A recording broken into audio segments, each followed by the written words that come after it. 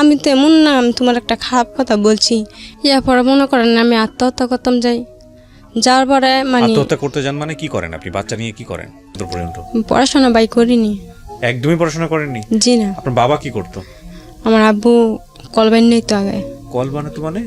মানে গামছা বান নেই তো। ও গামছা বানাতো? হ্যাঁ। আচ্ছা আচ্ছা। কয় ভাই বোন ছিলেন আপনারা? আমরা 3 বোন 1 ভাই। আপনি বড় সবার? হ্যাঁ আমি বোনের মতো আমি বড়। আপনি বড়? হ্যাঁ। আচ্ছা। আর ভাই? ভাই আমার বড়। ভাই আপনার বড়? হ্যাঁ। তো এই ভাই বোনরা এখন কোথায় আছে, কি করে? জি না, বড় মানে ভাই ওগুলোকে যোগাযোগ নেই আমার। যোগাযোগ নাই? জি না। আপনার বিয়ে হয়েছে কতদিন আগে? বেশি মনে করেন রোজা মেদ আমার বিয়ে ছিল। এটা কোন রোজা, মানে আগের রোজা, গত রোজা নাই তার আগের রোজা? আগের রোজা। অনেক আগের রোজা। 2-3 বছর হবে বিয়ে হয়েছে? 2-3 বছর হয়েছে। তো আপনার বিয়ে হয়েছিল একজন রিক্সা চালকের সঙ্গে? হ্যাঁ। আচ্ছা। তো রিক্সা চালকের সঙ্গে বিয়ে হওয়ার পরে সংসার কেমন ছিল? মনে করেন সংসার বেশি ভালো আছিল না। কেন? কেন অন্য প্রতি মানে মায়া গন নিশা আসিল। আচ্ছা আচ্ছা। তো 1 দিন 2 দিন কাজ করে আইতো, মানে আমার লগে অশান্তি করতো। তো 1 দিন 2 দিন আমার খালি আমি হিসাব লওয়ার পরে বলছে তুই হিসাব লস গেলে গিয়া তো কি সমস্যাটা, তোর তো খাওয়ান খোরাক দিতে লইছিলে। আমি কইছি না এই আমার হিসাব দিতে হইব, সংসার লাইতে সব কিছু লাগে। 1 দিন 2 দিন আমার প্রচুর মাথু রিক্সা চালাইতে না আইয়া। হ্যাঁ মারার পরে। কোথায় থাকতেন আপনি? শ্বশুরবাড়ি কোথায়? আমার শ্বশুর বাড়ি হচ্ছে কুমিল্লা। কুমিল্লাতে? হ্যাঁ। আর আপনার জন্ম জেলা? আপনি কোথায় জন্মগ্রহণ করছেন? ইয়াত পরমসিদ্ধি। হ্যাঁ, নরসিংদীতে? হুম। আচ্ছা। এখন থাকেন কোথায়? এখন থাকি নারায়ণগঞ্জে? হুম। আচ্ছা। তো তারপরে কি হলো বলেন?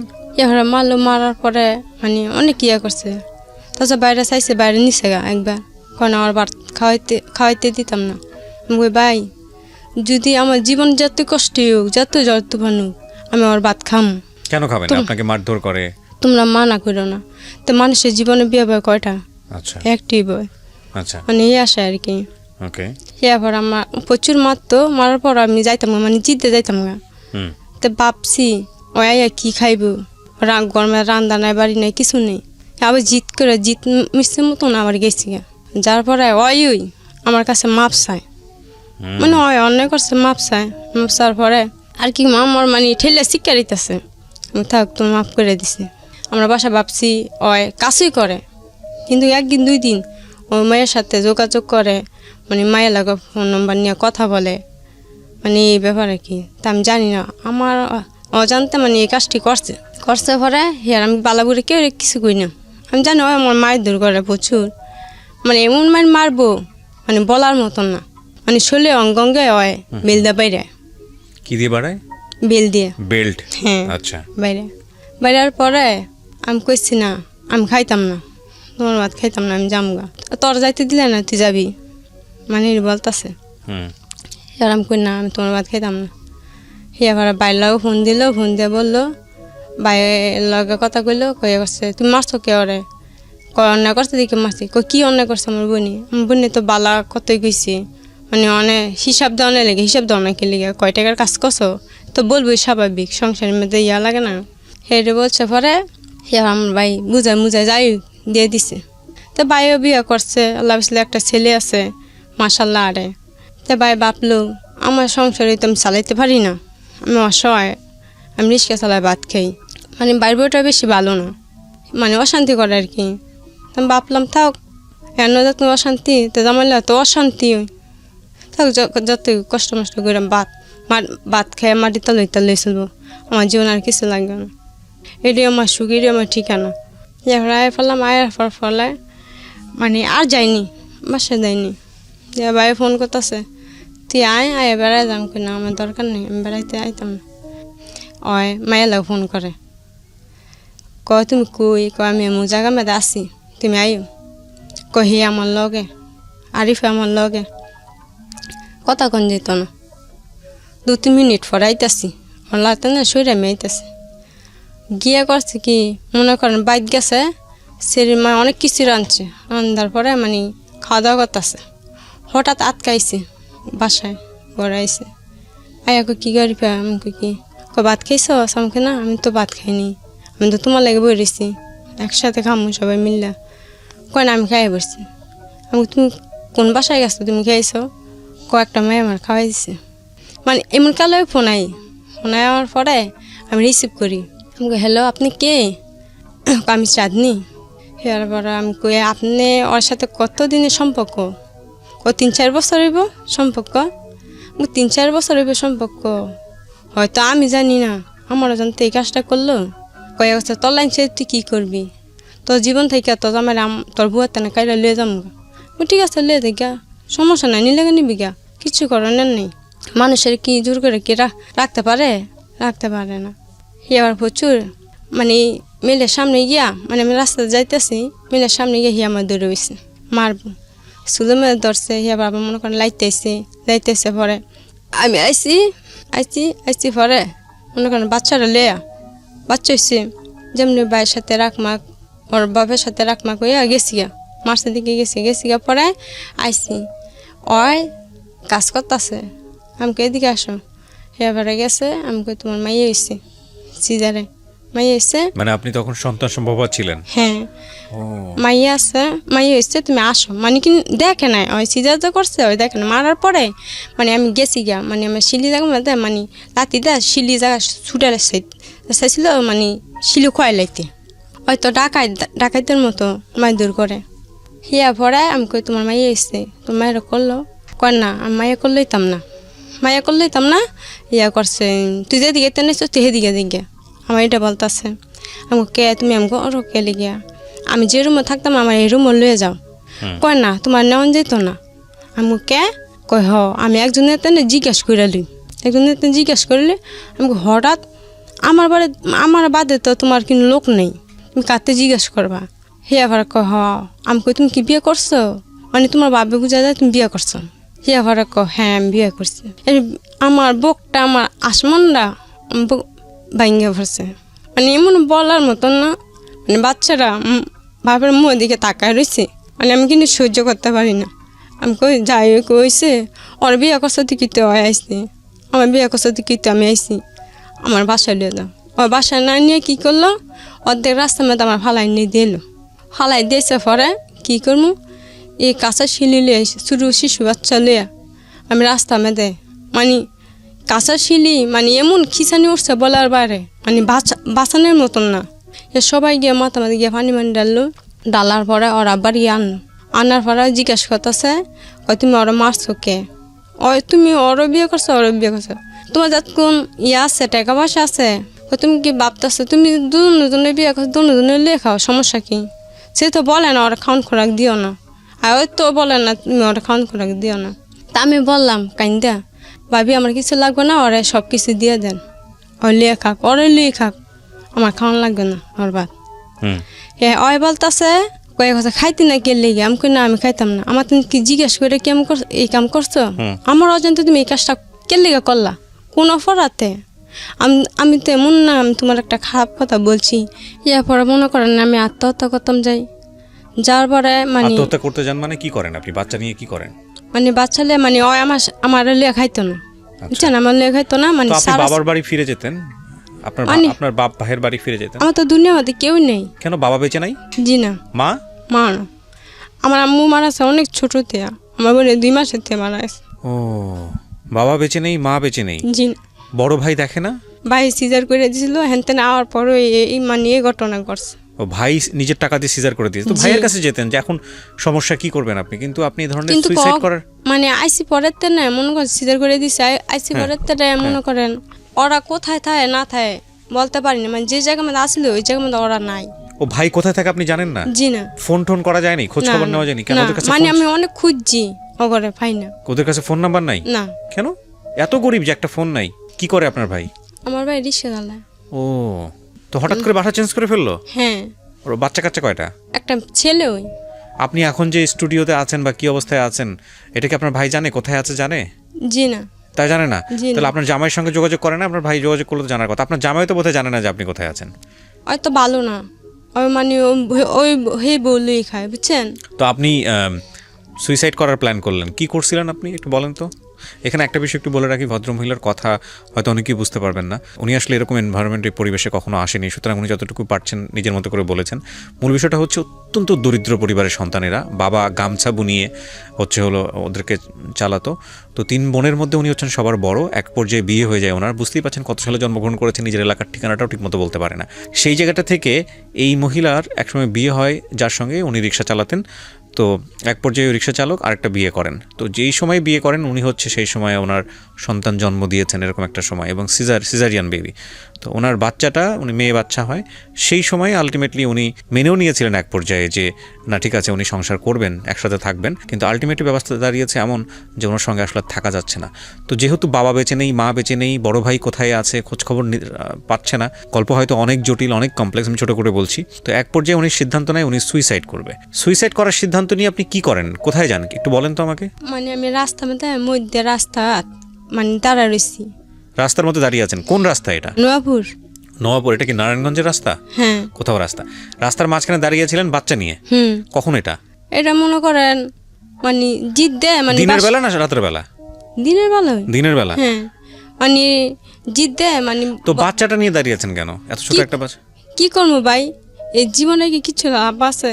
দিনের বেলা মা নাই বাপ নাই কিছু নেই, জামাই তো ভাই অনেক অসহায়। আজকে জামাই বিয়ে করে মাইয়াটা চায় না, বলে ওর সন্তান ওর জন্মের না, রক্তের না। মেয়েকে বলে আমার নিজের রক্তের না? এটা কি রাগ করে বলেছে এরকম? বাচ্চাকে ধরে নাই, কোলে নেয়নি, একবারে কোলে নেয়নি? জি না, মানে ওর জন্মগ্রহণ করছে পরে তো না, মানে এটা তো পড়ছে পরে তো না, বাপ কি জিনিস বলতে পারতো। তো এটা কি মানে মেয়ে হতে এরকম রাগ করেছে নাকি অন্য কোনো সমস্যা? না এমনি কিন্তু মাইয়া অন্যের লেগে না, মানে ওর নেশা হয়েছিল মানে অন্য প্রতি অন্য। আচ্ছা ঠিক আছে, এখন আপনি সিদ্ধান্ত নিয়েছেন আপনি সুইসাইড করবেন, আপনি রাস্তার মাঝখানে গিয়ে দাঁড়িয়ে আছেন। হ্যাঁ। কি প্ল্যান ছিল? বাচ্চা নিয়ে আপনি মারা যাবেন? হ্যাঁ। বাচ্চা নিয়ে মারা যাবেন এরকম প্ল্যান ছিল? জি। বাচ্চাটা আপনি কাউকে দিতে পারতেন, হয় না? সাধারণত মা তো চায় যে তার বাচ্চা বেঁচে থাকুক, নিজের ওপর রাগ থাকে। বাচ্চা নিয়ে এরকম চিন্তা ভাবনা কেন করলেন যে আমিও বাঁচবো না, বাচ্চাকেও বাঁচতে দিব না? এটা ভয়ঙ্কর কষ্টকর একটা বিষয়। এরকম ঘটনা যে আমাদের সমাজে ঘটে না তা না, কিন্তু গল্পের টুইস্টটা এখানেই। উনি যখন রাস্তার মধ্যে ভাবে দাঁড়িয়ে আছেন তখন আপনার নাম হচ্ছে সাবুকে দেন তো মাইক্রোফোনটা। সাবু, আপনি কি দেখেছিলেন বলেন তো? আসসালামু আলাইকুম। ওয়ালাইকুম আসসালাম, বলেন। আমি জালমুড়ি বিক্রি করি। আচ্ছা। তখন একটা মহিলায় দেখলাম, আমি আগার থেকে বলতাছি। জি একটু বলেন, আপনি এমনি রাস্তার মধ্যে কি দেখতেছিলেন যে হঠাৎ করে কি ঘটনা? ওই মহিলাটারে। হ্যাঁ, ও কি করতেছিল উনি? ওই মহিলাটা দেখলাম মানে এই যে আমাদের আরিফারকে। হ্যাঁ, আরিফারকে। তাই শুয়ে আছে রাস্তায়। হ্যাঁ, বাচ্চাটা লিয়া শুয়ে ছিল। তখন মনে হয় যে আমি ওই দিনকে আর কিছু কই নেই। কে এটা কোন রাস্তায়? এটা নয়াপুর জায়গায়। এটা কি নারায়ণগঞ্জে? নারায়ণগঞ্জ থানা। আচ্ছা। হ্যাঁ, মাঝখানে যে বই রয়েছে শুয়ে রয়েছে। তখন আমি কইলাম বলে বাচ্চাটা রাখ দা, এদিকে শোয়াই দেন। এক মুরব্বীরে বললাম, তার মুরব্বী আবার কথা শুনছে, মানে ডাক দা, মনে হয় ডাক দা ওই পাশে শোয়াইতেছে। হ্যাঁ। তখন মনে করেন যে আমি একটা আবার কম্বল দিয়ে গেছি কইলে এন শুয়ে থেকেও আজ কোনো সমস্যা হয় তাই কেউ ডাক দিও। আচ্ছা, আমি বললাম। আচ্ছা, মানে ও রাস্তার মাঝখান থেকে সরাই নিয়ে। হ্যাঁ, মানে সাইডে শুয়ে রয়েছে আর কি। তো রাস্তার মনে হয় যে আশেপাশে মনে গাড়ি যায়, গাড়ি গেলে মনে হয় বাড়িও খেতারে, তার তো মনে হয় সাইডে শোয়াইছি, ডাক দেয় না। তখন আমি ওই দিন আর কিছু কই নেই। কে তো পরের দিন ওই রাস্তার মধ্যে ঘুমিয়েছিল রাতের বেলা। হ্যাঁ। তো আমি জায়গায় মনে হয় যে বালু মনে হয় মহিলারা শুয়া থাকে, মনে হয় কিছু হয় না লাই দিলে। আমি কিন্তু মনে হয় বালু জায়গা আর কি। তখন মনে করেন যে এই বাচ্চা নিয়ে রাতের বেলা সেরকম শুয়েছিল ঠান্ডার মধ্যে। কতদিন আগের ঘটনা এটা? এই মনে হয় যে মাস 3 কইব। আমরা অবাক হচ্ছি হয়তো এই পার্টিকুলার ঘটনা শুনে, কিন্তু বাংলাদেশের এরকম রাস্তায় অনেক মেয়ে এরকম ঘুমিয়ে থাকে এবং বাচ্চা কাচ্চা নিয়ে অনেক সময় ঘুমিয়ে থাকে। আমাদের ঢাকা শহরে আশেপাশে চোখে পড়ে অনেক সময়, সেগুলো আমরা দেখি না, আমরা দৈনন্দিন জীবনে অভ্যস্ত হয়ে গেছি। হয়তো স্টোরির ক্ষেত্রে অনেক বেশি আবেদন তৈরি করছে আসলে। তারপরে মনে হয় যে আমি কি করবো, পরের দিন আবার মুড়ির বানাইয়া দুগা বিক্রি করে এইগা। আপনি কি ফুল টাইম এই মুড়ি চানাচুরি বিক্রি করেন না অন্য কোনো কিছু করেন? না, আমি অন্য কিছু করি না। কয় বছর যাবত বিক্রি করেন? আমি বিক্রি করি মনে করেন যে প্রায় 15-16 বছর ধরে। 15-16 বছর এই শুধু মুড়ি চানাচুরি বিক্রি করি। কয় টাকা ইনকাম হয় আপনার প্রতি মাসে? আমার বিক্রি মনে করেন কোনোদিন 300 টাকা, কোনোদিন 250 টাকা। লাভ থাকে কয় টাকা? লাভ মনে করেন যে 150 টাকা হয়। 150 টাকা লাভ থাকে? 150 টাকা। কোনো মনে যে আপনার পরিবারে কয়জন? এই আপনি আপনার বাচ্চা ওয়াইফ সহ? আমরা দুইজনই। এই দুইজনই? হ্যাঁ, দুইজনই। বিয়ে করেছেন কয় বছর? বিয়ে করছি মনে হয় যে 7 বছর। 7 বছর। আপনাদের কোনো বাচ্চা কাচ্চা নাই? না, 7 বছর যাবত কোনো বাচ্চা কাচ্চা হচ্ছে না? এক মাইয়া ছিল, মায়ের প্রথম মাইয়া হয়েছিল, প্রথম মাইয়া মারা গেছে। হ্যাঁ। আল্লাহ। তাই আবার 2 বছর পরে গিয়ে একটা ছেলে হইলো, ছেলেটা ওকে মারা গেল। আচ্ছা তখন ওর আসলে রোগের রোগ আচ্ছা, রোগ আসলে টাকার লেগে আমি কিছু চিকিৎসা করতে পারিনি। চিকিৎসা করতে পারেন নাই তো? এরকম কখনো ইচ্ছা হয় নাই যে ওনার জামাইয়ের মতো আরেকটা বিয়ে করি? না না না, আমি কখনোই ভাবি নাই। কেন ভাবেন নাই? ভাবি নাই, মনে হয় যে মানুষের জীবনে বিয়ে হয় কয়টা, একটা ওই। This is a very important story. আজকে এই গল্পের মধ্যে এত ডাইমেনশন আছে, আপনারা যদি একটু ঠান্ডা মাথায় দেখেন, ওনার হাজব্যান্ড ওনাকে ঘরে রাইখা বাচ্চা সহ রেখে আরেকটা বিয়ে করেছে, এবং উনি থাকা অবস্থায়ও থাকতে পারে নাই, থাকার ইচ্ছা করার পরেও। আর এই ভদ্রলোক মুড়ি চানাচুর বিক্রি করে, এবং তারপরেও ওনার কখনো এই ধরনের ইচ্ছা হয় নাই।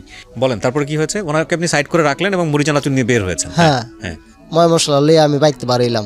বাইতে বাড়ি দিয়ে কি ওই মহিলাটা বাড়ি মাইদে রোডের মাইদে মনে করেন যে মাঝখানে দাঁড়াই রয়েছে। তখন আমি 4-5 জন কইলাম কি, ওই বাজান একটা মুরগির আর কি গেলাম, বলে বাজান ওই মহিলাটারে টান দেন, না গাড়িতে বাড়িতে ফালাইছে যাবো গা। ও আচ্ছা আচ্ছা, প্রথমে রাস্তার মাঝখানে ছিল, তারপর রাস্তার মাঝখানে সাইডে নিয়ে আসছেন, এরপরে গিয়ে দেখেন না আপনি পরের দিন গিয়ে দেখেন আপনি হচ্ছে রাস্তার মাঝখানে দাঁড়ায় হ্যাঁ আছেন। আচ্ছা, ডাক্তার এদিকে নিয়ে মনে করেন যে নাইলে মনে করেন গাড়ি চলতে গাড়ি মেয়েদের কাদা ফালাই বাড়িতে ফালাইছে যাবো গা। তখন বাচ্চারাও যাবে, বাচ্চার মায়া যাবো গা। তখন আমাকে তো এই ক্ষতির করে লাভ নাকি, নিচুককে দেখিয়া আমাকে তো মা বইনা আছে। তখন আমি এই লোকটা আবার চিনি। তখন কয় কি কলে আমি কর্ম কে লেগে তো দায় দিন গোষ্ঠী আমাকে কি আত্মীয় স্বজন, তোর মা না বোন লাগে, মায়া লাগলে তুই যা। আমি কই দেখেন মানুষ একটা অবহেলা করা ঠিক না, মানুষ অবহেলা করবেন, আজকে মনে হয় যে আপনি ক্ষতি করবেন, আপনি 2 দিন পরে আল্লাহ ভাগ আপনার ক্ষতি করবো।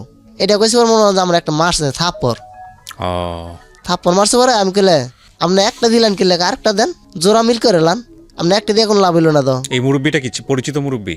মানে আশেপাশে গ্রামে আর কি।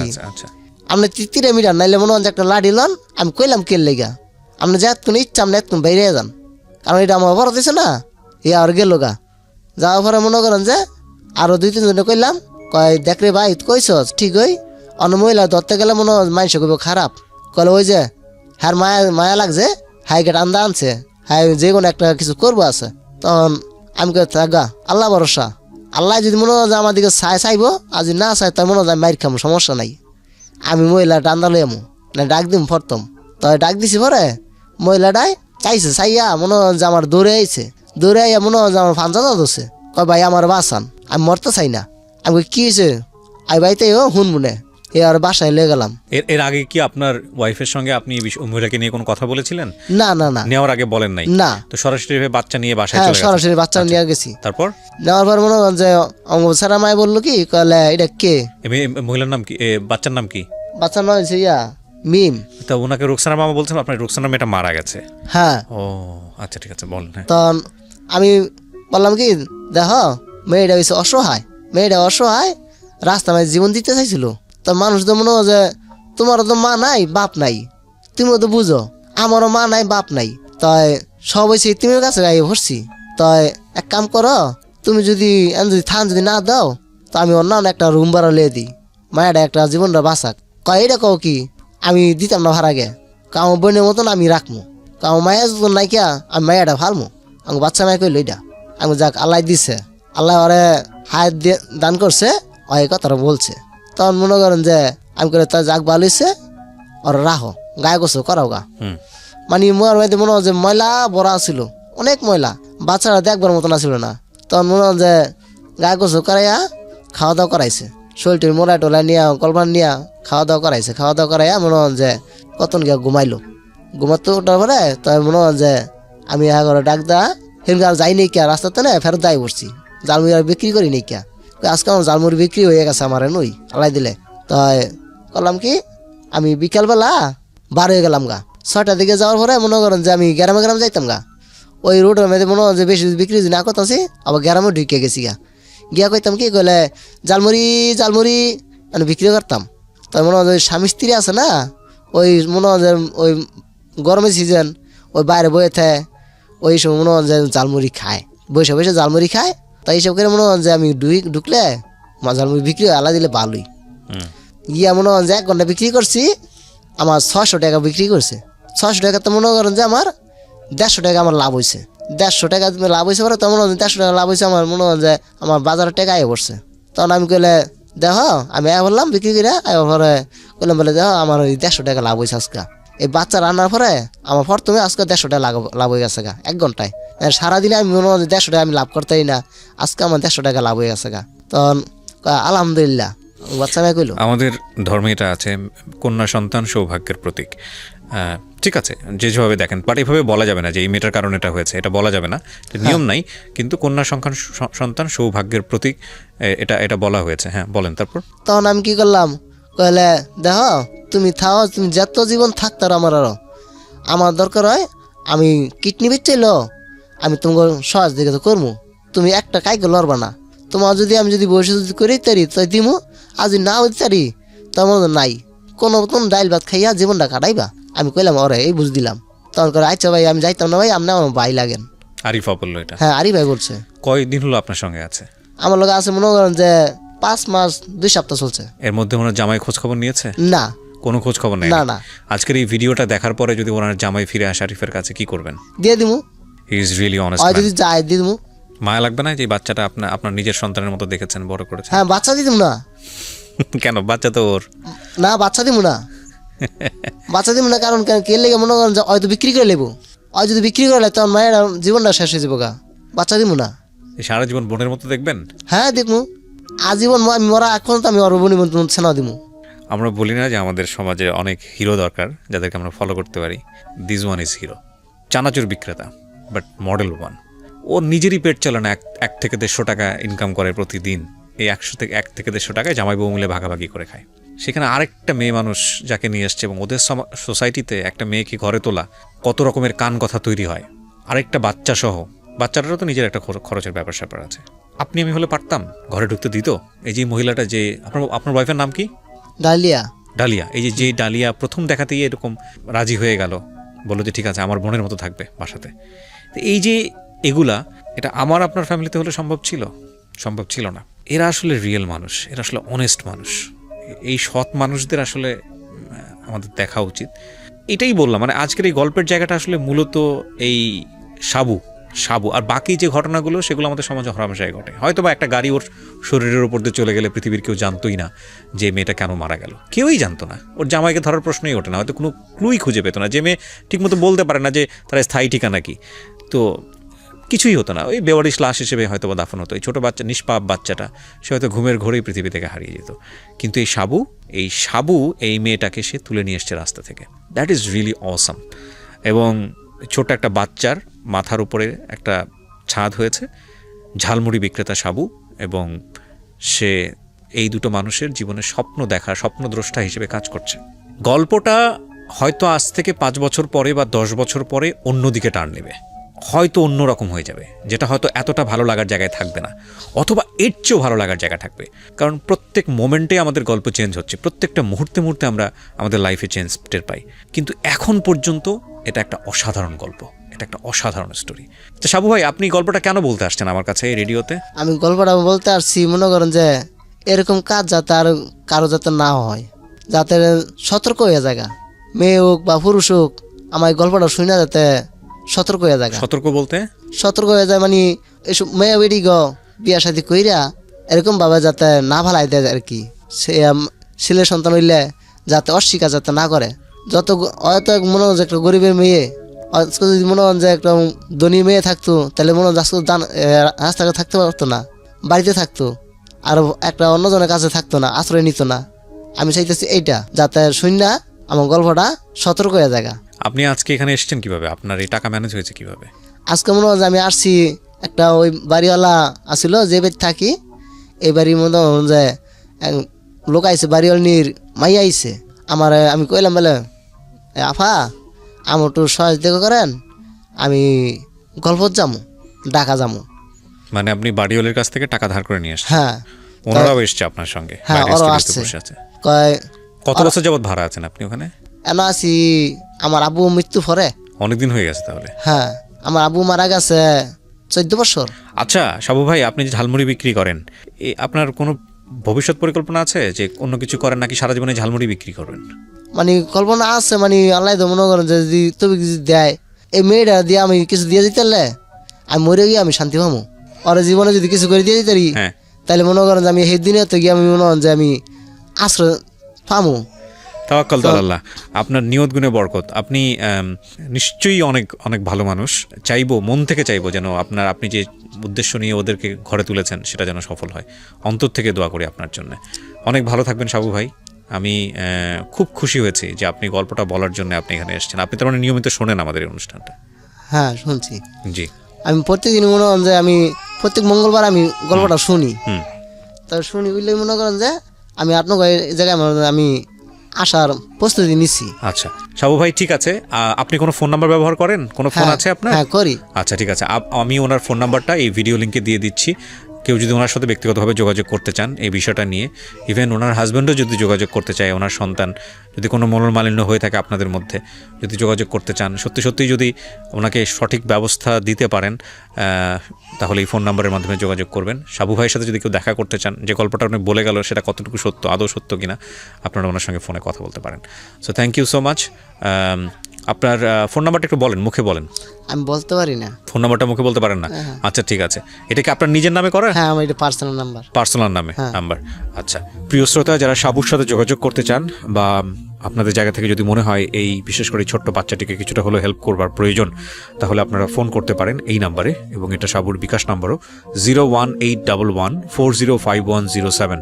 আমি আবারও বলছি 01811405107। আমি আবারও বলছি 01811405107।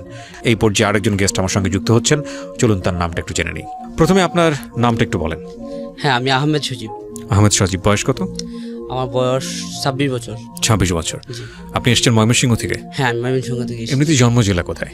আমি কিশোরগঞ্জ জেলার সদর উপজেলায় রশিদাবাদ গ্রামে জন্মগ্রহণ করেছি। ওকে, শুরু করেন আপনার কি গল্প, আমি একটু শুনতে চাই। 1995-এর দিকে আমি পৃথিবীতে আসি। তো পৃথিবীতে আসার ঠিক যখন বুঝতে শিখছি, তখন আমার বড় হচ্ছে আমার 2 বোন 1 ভাই। এরপরে আমরা 4 ভাই বোন। তো আমরা 4 ভাই বোনের যে সংসার, এতে আমাদের মোটামুটি সুখ ভালোই ছিল। আমার বাবা একটা সরকারি টেক্সটাইলে চাকরি করতেন, সীমিত একটা বেতন পাইতেন। তো এই বেতনের পরও আমাদের জমি জমা ছিল মোটামুটি দাদার কাছ থেকে পাওয়া। ওই জমি জমা দিয়ে আমরা মোটামুটি ভালোই চলতাম। বাবাও চাকরি করতেন, চাকরির টাকা দিয়ে আমরা মোটামুটি চলতে পারতাম। আমাদের বাড়িতে, আমাদের গ্রামে যখন 1995-96-এর দিকে টিন সেট চৌকাট করা ঘর আমাদের প্রথম করা হয়েছিল। অনেকেই এতে আমাদেরকে মনে করতো যে আমরা অনেক বড় লোক। আর এই জন্য আমাদের গ্রামেতে যদি কোনো জমি টমি বিক্রি করা হতো, তো প্রথমে আমার বাবার কাছে আসতো মানুষজন। বাবার কাছে আসতো, বাবার কাছে আসা মানুষজন এরকম বলতে চাইতো যে জমিটা বিক্রি করতে চাচ্ছে। তো আমার বাবার বেতনটা ছিল অত্যন্ত সীমিত। প্রত্যেক মানুষেরই জীবনে একটা নেশা থাকে, আমার বাবার নেশা ছিল জমি রাখা। আমাদের এত অল্প সীমিত বেতন ছিল বাবার, যে বেতন দিয়ে আমরা কোনো রকম চলে যেতাম এখান থেকে। বাবা আমাদের দিকে খেয়াল না করে ওনার যে একটা নেশা ছিল জমি রাখার, ওই নেশাটা উনি ঠিক রাখতেন আর কি, উনি জমি রেখে দিতেন। তো এভাবে আমাদের চলতে খুবই কষ্ট হইতো, কষ্ট হইতো। আমরা সচ্ছন্ন পরিবার ছিল, এর মধ্যে থেকে বাবা যখন মাসিক বেতনের প্রায় বেশিরভাগ টাকা দিয়েই উনি জমি রেখে ফেলে, তো আমাদের একটা মাস চলতে খুবই কষ্ট হয়ে যায়। এমন সময় যায় যে মাস শেষ পর্যায়ে এসা ঘরে কি লবণ আনার টাকাও থাকে না, এমন সময় চলে আসে। তো আমি যখন ক্লাস 2-তে পড়ি, তখন আমার বাবা অ্যাক্সিডেন্ট করেন, একটা রোড অ্যাক্সিডেন্ট করেন। আমি রোড অ্যাক্সিডেন্টের আগে আরেকটা বাবার প্রকৃত রূপ বলতে চাই। বাবার রূপটা ছিল এরকম, বাবা এত রাগী ছিলেন, বাবাকে আমরা ভয় পাইতাম। ছোটবেলা থেকে বাবাকে আমরা ভয় পাইতাম। প্রত্যেকেই যেমন বাবা অফিস করে আসলে বাবার কুলের দিকে আগায় যায়, আমরা বাবাকে দেখে অ্যাভয়েড করতাম, বাবাকে আমরা এড়িয়ে চলতাম।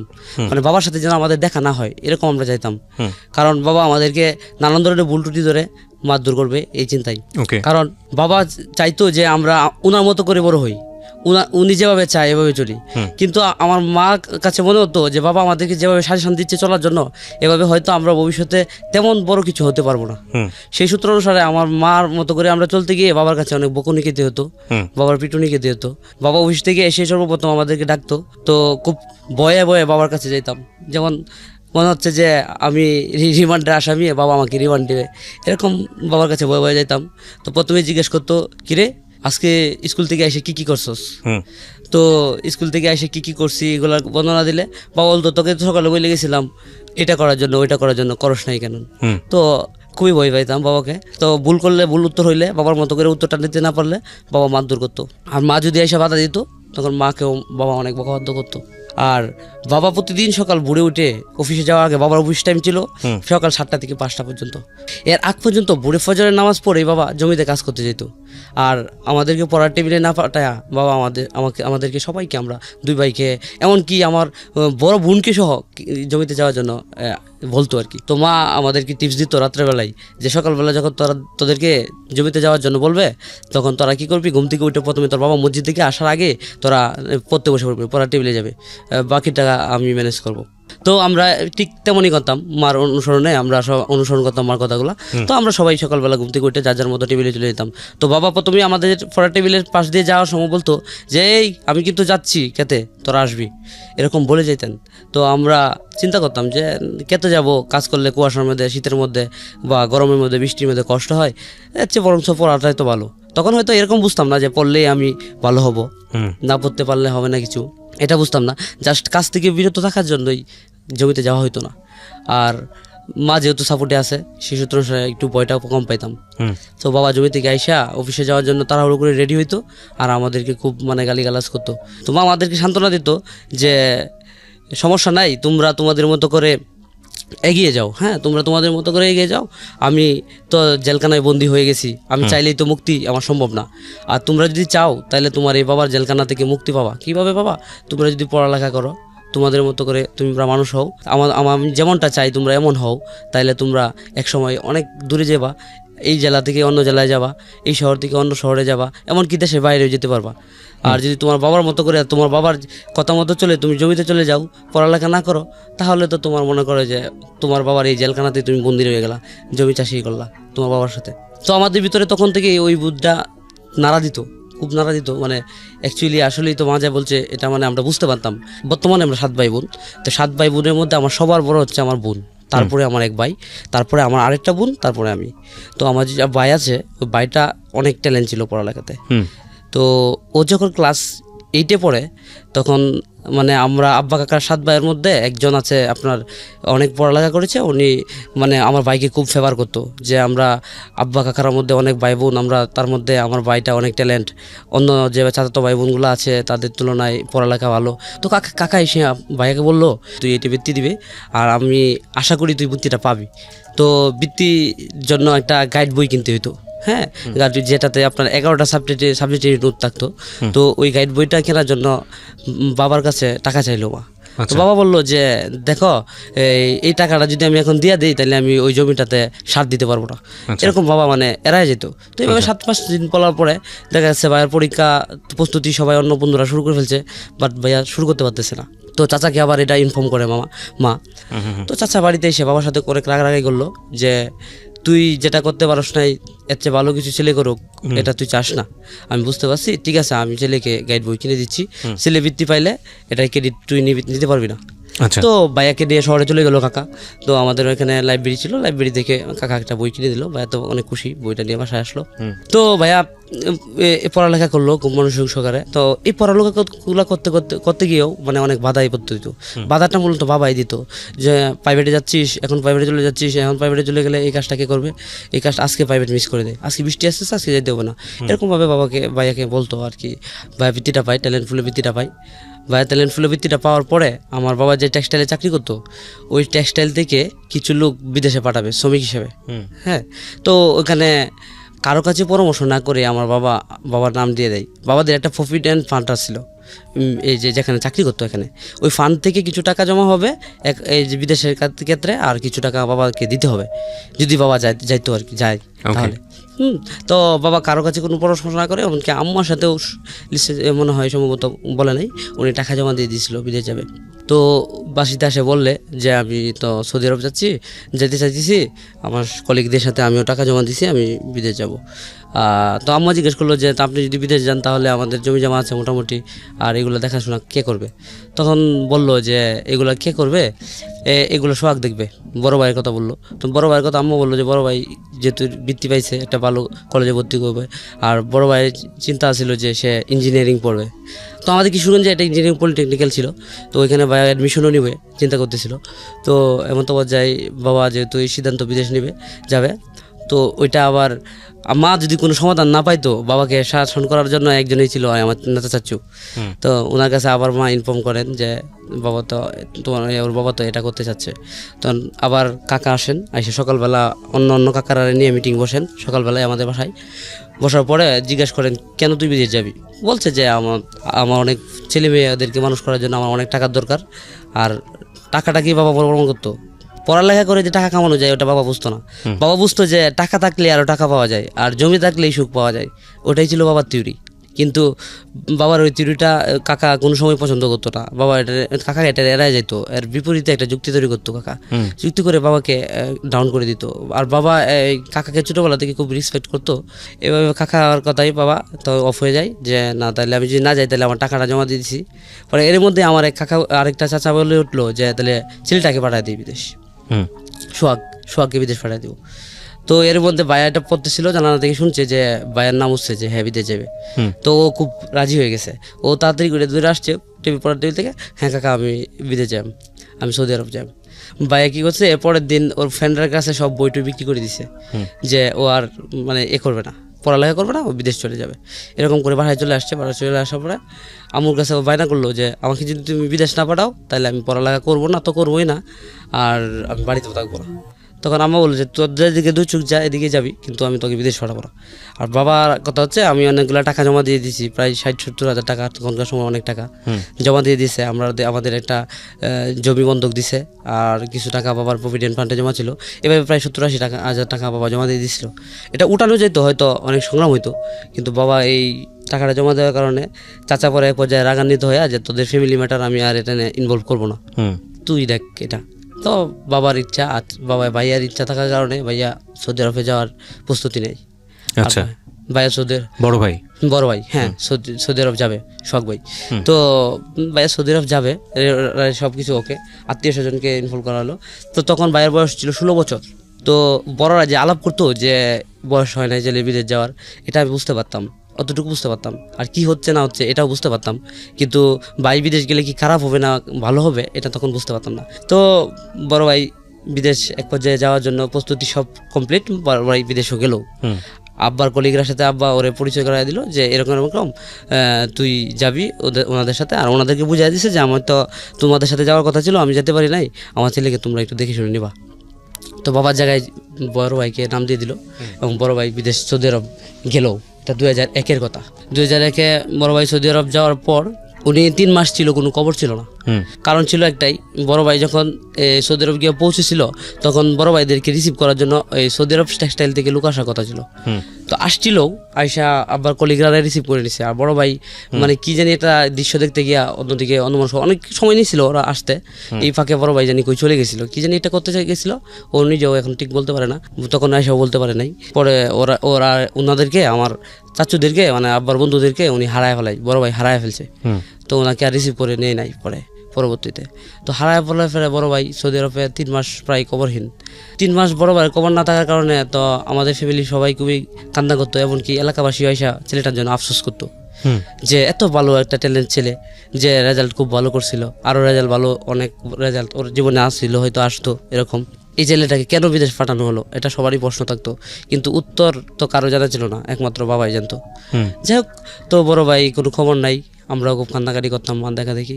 3 মাস কোনো খবর না থাকার পর যে আমরা তো ভাবছিলাম হয়তো হারায় গেছে, না হয় হয়তো পৃথিবীতে নাই, এরকম কিছু একটা। তো আল্লাহর এই কুদরত, তখন হজের মৌসুম ছিল 3 মাস পর। হজ মৌসুমে সৌদি আরবে বাংলাদেশ থেকে অনেক লোক যায়। তো আমাদের কিশোরগঞ্জে মহিনন্দন নামের একটা গ্রাম আছে, ওখান থেকে পরিচিত একজন লোক গেছে। উনি আমাদের কিশোরগঞ্জের বিশিষ্ট ব্যবসায়ী। ওকে, তো উনি যাই, উনি আবার আমার আম্মার মামাতো বোনের শ্বশুর, হ্যাঁ মামাতো ভাইয়ের শ্বশুর হয়। হ্যাঁ, উনি যাই সৌদি আরবে হজের জন্য। তো যাওয়ার পরে হাজিরা যখন হজ ক্যাম্পের পরে এই একটু ঘুরতে বের হয়, তখন বড় ভাইয়ের সাথে পরিচয় হয়। আর বাঙালি এক লোক বড় ভাইকে সৌদি আরবে বলতেছে, তুই যেখানে এসে পড়ছো সেখানে তো তোর বাঙালি কোনদিন খুঁজে পাইবে না, তুই মক্কা মদিনা কোনো একটা শহরে যদি যেতে পারস তাহলে মানে বাঙালি পাইতে পারিস। তা তুই যখন লোকজন হারায় ফেলছস তোকে আমি বাঙালি হিসেবে একটু হেল্প করতে পারি। তো একজন বাঙালি ভাইকে মক্কা শরীফে পৌঁছায় দিয়েছিল। আর মক্কা শরীফে হজ মৌসুম ছিল, তখন কিছু মুরব্বী লোকের সাথে বড় ভাইয়ের কথা হয়েছিল। তো বড় ভাইকে দেখে ওনারা বুঝতে পারছিল যে হজই না, হ্যাঁ এখানে কাজ করে কিছু একটা। তো জিজ্ঞেস করলো, কিরে এত ছোট ছেলে তুই বাংলাদেশ থেকে আসছিস কেন এখানে? তখন বড় ভাইয়া বললো যে আমি তো কাজ করতে আসছি।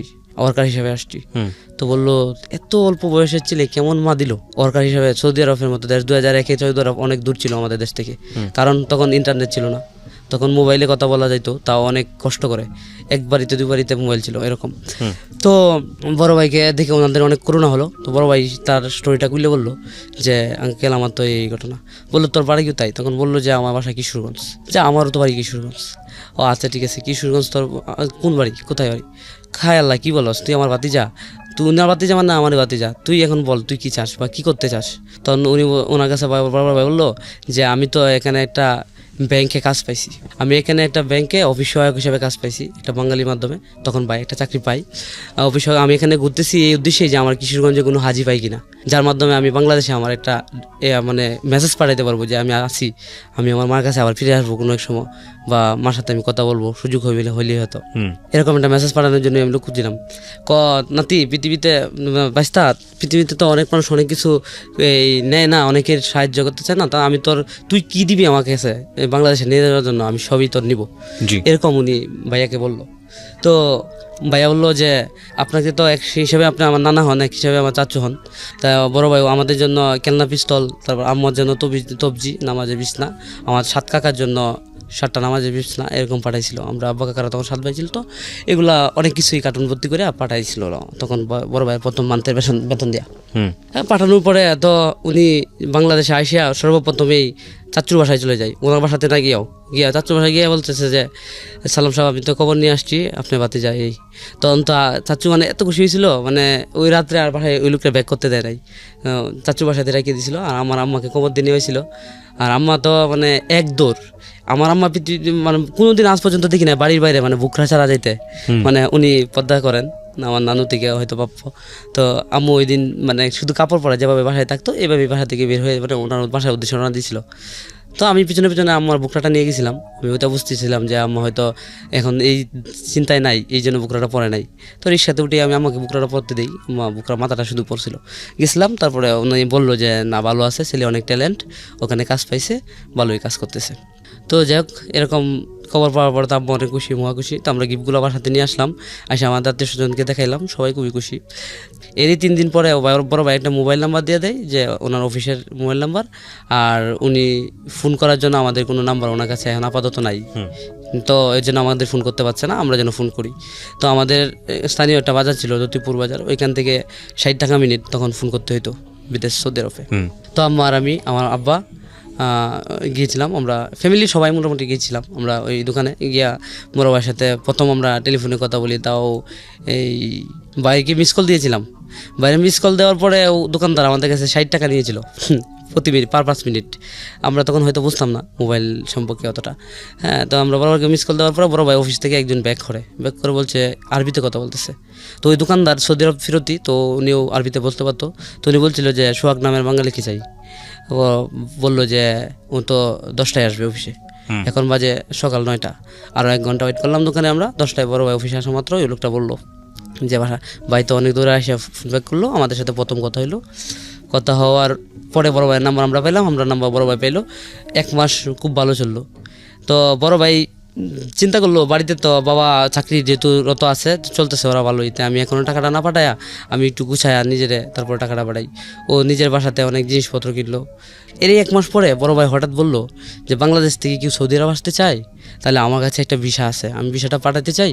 তাহলে ওই ভিসাটা পাঠাইলে আমার এখান থেকে আমি ভিসা টাকা দিয়ে দিব, আর আমি আপনাদের কাছ থেকে আপনারা ওই যে লোকটা বিদেশ আসতে চায় ওর কাছ থেকে 1 লাখ টাকা নিয়ে নেবেন। তাহলে আমার দেশে টাকা পাঠানো হয়ে গেল, আর একটা ভিসাও পাঠানো হলো। তো আমি যদি একটা ভিসা পাঠাইতে পারি বাংলাদেশে, তাহলে আমার অনেক মানে ইনকাম হবে, বা আমার মাধ্যমে বাংলাদেশ থেকে একটা লোক আসলো। তো আমার এক চাচাতো ভাই এটা শুনে রাজি হলো। ওর সমবয়সী ছিল, ওর সাথে খেলাধুলা করতো। ওই ছেলেটা তেমন পড়াতে মনোযোগী ছিল না, তো ওর বাবা রাজি হয়ে গেলো যে ওরা বিদেশ পাঠাবো।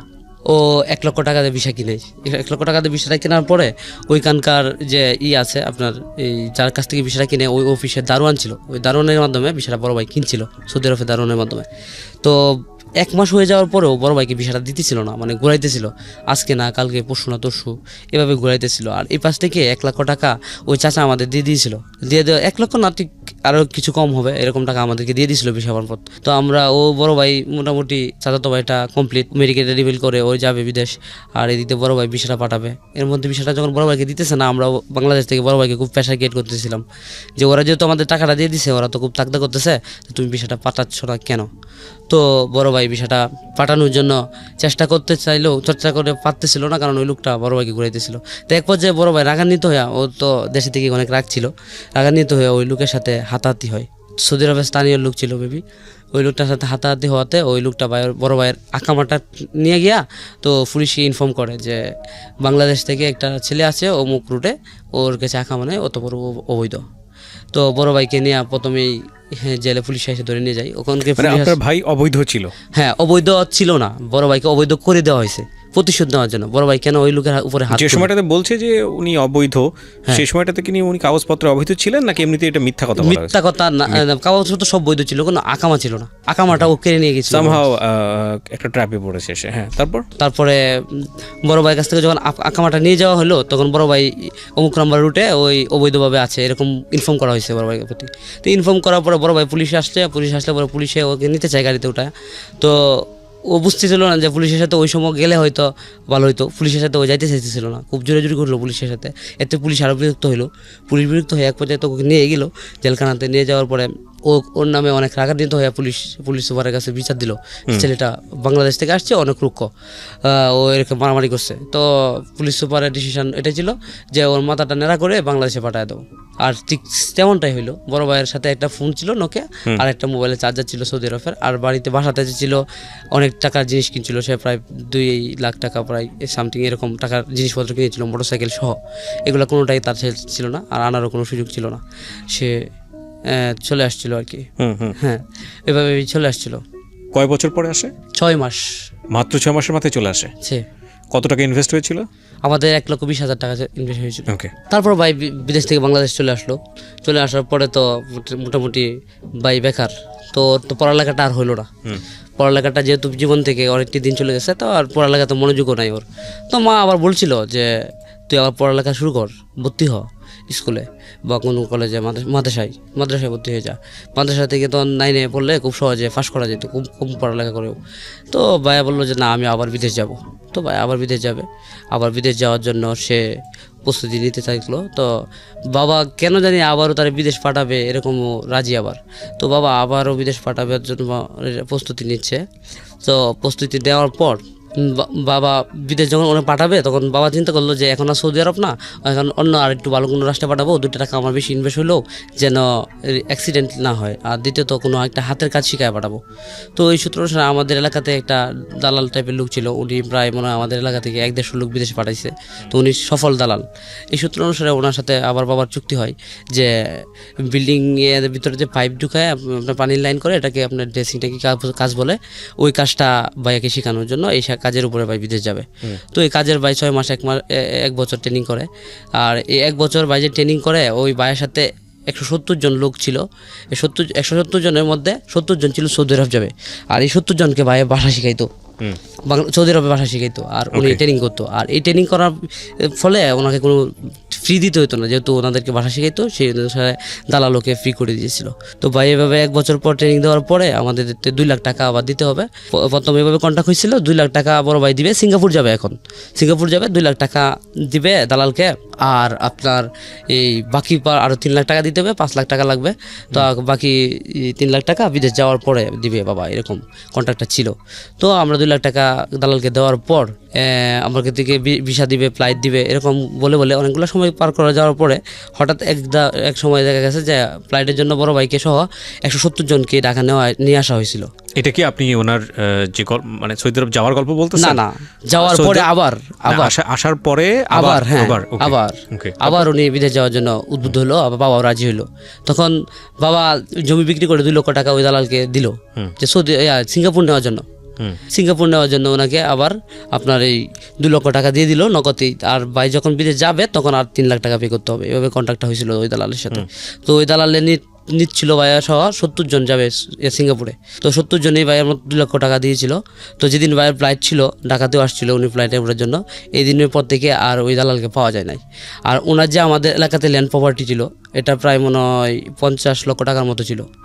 এরকম একটা অ্যামাউন্ট ছিল তার আমাদের এলাকাতে। এটা ব্যাংকের কাছে উনি দায়বদ্ধ রেখেছিলেন এর আগেই। অতপর উনি পালায় যাবে, এটা তারা হয়তো দীর্ঘ পরিকল্পনা ছিল। তো এরকম 70 জনের টাকা নিয়ে ও উদা হয়ে যায়। তো আমরা আজ পর্যন্ত তার কোনো হদিস পাই নাই। পরে আমরা অবশ্যই ওর বাড়িটা বিক্রি করার পরে আমরা কোনো টাকা পাইছিলাম না, জমি টমি কিছু বিক্রি করার পরে ব্যাংকের কাছে দায়বদ্ধ ছাড়া যা ছিল এর মধ্যে থেকে আমরা মাত্র 20,000 টাকা বাকি পাইছিলাম 70 জনের মধ্যে। তো এভাবে একটা দুর্জয় শুরু হইলো সংসারের মধ্যে। সব হাহাকার। বড় ভাই 2বার বিদেশ থেকে ব্যর্থ হইলো, একবার 2 লক্ষ টাকা দালালকে দিয়ে ব্যর্থ হইলো, একবার 1,20,000 টাকা দিয়ে বিদেশ গিয়া, সৌদি আরব গিয়া। এভাবে আমাদের জমির প্রায় অংশ, বেশ অর্ধেক অংশই প্রায় নষ্ট হয়ে গেল। মানে এরকম হয়ে গেছে। বাবা অনেক হওয়ার মতো অবস্থা। হ্যাঁ, বাবা অনেক কষ্ট করে যে জমিগুলা করলো, জোগাড় করলো, যেগুলো মনে করেন যে আমাদের না খাইয়া বাবা জমাইতো, টাকা জমাইতো। আমরা হয়তো এখানে মাছ দিয়ে খাইতাম, এখানে আমরা মনে করেন যে মাছ না দিয়ে ছুটকি দিয়ে খাইলাম, খাইয়া এরকম জমি রাখলাম। তো ওই জমিগুলো আর আমরা ভোগ করতে পারলাম না। যাই হোক, সব কিছু মিলাইয়া তখন বড় ভাই আবারও ব্যর্থ হওয়ার পরে কিছুদিন বাবার চাকরিটা কন্টিনিউ করার পরে একদিন বৃষ্টির সময় বাবা বাসায় ফেরার পথে বাবার একটা রোড অ্যাক্সিডেন্ট হয়। আমাদের কিশোরগঞ্জ সদর হাসপাতালে সামন দিয়ে আমাদের বাসায় যেতে হয়। তো কিশোরগঞ্জ সদর হাসপাতাল থেকে নদীতে একটা ড্রেন চেয়েছে, ওই ড্রেনেতে বাবা অন্ধকারে পড়ে যায়। তো বাইসাইকেলে করে বাবা আমার অফিসে যাইতো। তো বাবা ওই ড্রেন থেকে রাস্তার নিচে পড়ে যাওয়ার পরে প্রায় ঘন্টাখানেকের মতো ছিল উনি ওখানে পড়ে আসছিল, মানে উঠতে পারতেছিল না। এরকম একটা অ্যাক্সিডেন্ট মানে হয়েছিল ওনার। তো এই সদর হাসপাতাল দিয়ে যে ময়লা পানি ছিল ওইগুলো যাইতো ওই ড্রেন দিয়া। তো বাবার নাকে মুখে অনেক পানি ঢুকছিল। তো তারপর উনি উঠতে পারতেছিলেন না। তো যখন উঠতে পারতেছিলেন না, তখন একটা এই মৃত মানুষের মারা যাচ্ছে এরকম একটা শব্দ হচ্ছিল রাস্তার মধ্যে। অন্ধকার থাকার কারণে কেউ মানে বুঝতেছিল না, আবার কেউ বুঝলেও হেল্প করার জন্য আগাইতেছিল না, ভয় পাইতেছিল যে কি একটা হচ্ছে এখানে। তো একজন লোক আইসা দাঁড়ানোর পরে উনি বলতেছে এখানে কিছু একটা হয়েছে, হয়তো কেউ মায়েরা ফেলা রাখছে, না হয় কেউ মরতেছে। তো আমি একা যেতে পারতেছি না, আপনি একটু আমাকে হেল্প করেন। তো ওই 2 জন লোক একসাথে হয়ে গেল, গিয়ে দেখলো যে লোকটা প্রথম আসছিল ওই লোকটা আমাদের এলাকার। তো উনি আমার বাবাকে দেখে চিনে ফেলছেন। তো উনি আমার বাবাকে দেখে তাড়াতাড়ি করে তুলে সদর হাসপাতালে নিয়ে যায়, প্রাথমিক চিকিৎসা দেয়। প্রাথমিক চিকিৎসা দেওয়ার পরে ওনাকে বলে দেওয়া হয় যে বাবার মাথাতে প্রচণ্ড পরিমাণ পানি ঢোকাতে মানে বাবাকে ইমার্জেন্সিতে রেফার করা হবে, কিশোরগঞ্জে রাখা সম্ভব না। তো যেহেতু নিকটতম কোনো আত্মীয় ছিল না, তো সর্বপ্রথম উনি সাইকেল মারে তাড়াতাড়ি করে আমাদের বাড়িতে আসছিল। সদর হাসপাতাল থেকে আমাদের বাড়ি দূরত্ব হচ্ছে 1.5-2 কিলোমিটার এরকম।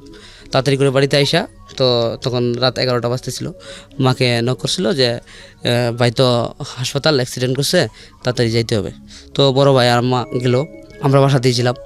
তো রাত্রেবেলা বাবাকে ঢাকা নিতে হবে। তো বাবাকে ঢাকা নেওয়া যাওয়ার পরে এরপরের দিন সকালে খবর আসলো যে বাবার মাথাতে অনেক বেশি পানি ঢুকছে, নাকে মুখে অনেক পানি ঢুকছে, মাথার ব্রেন মানে এরকম হচ্ছে যে গলে কান দিয়ে নাক দিয়ে বের হয়ে যাবে, এরকম একটা উপক্রম বা মহিলার সাথে বেরও হয়েছে এরকম। তো বাঁচানো খুবই অসম্ভব হয়ে গেছিলো। তো অনেক টাকা মানে মোটামুটি প্রায় 2-2.5 লাখ টাকা তখনকার সময়ের খরচ করার পর বাবা ভালো হয়েছে। তবে এমন ভালো হয়েছে যে ওনার স্মৃতিশক্তিটা আগের মতো আর নাই, মানে উনি সেন্সলেসের মতোই প্রায়। উনি সকালে যদি একটা কাজ করে ওইটা বিকালে আর মনে রাখতে পারে না।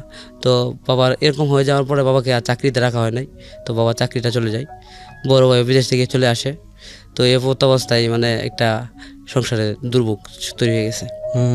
তো এরকম একটা সিচুয়েশনে বাবা ফিরে আসলো আমাদের মাঝে। আমরা চাইছিলাম যে আমাদের সব জমিও যদি চলে যায় তারপর আমাদের বাবা ফিরে আসুক, কারণ যেহেতু আমাদের বাবা।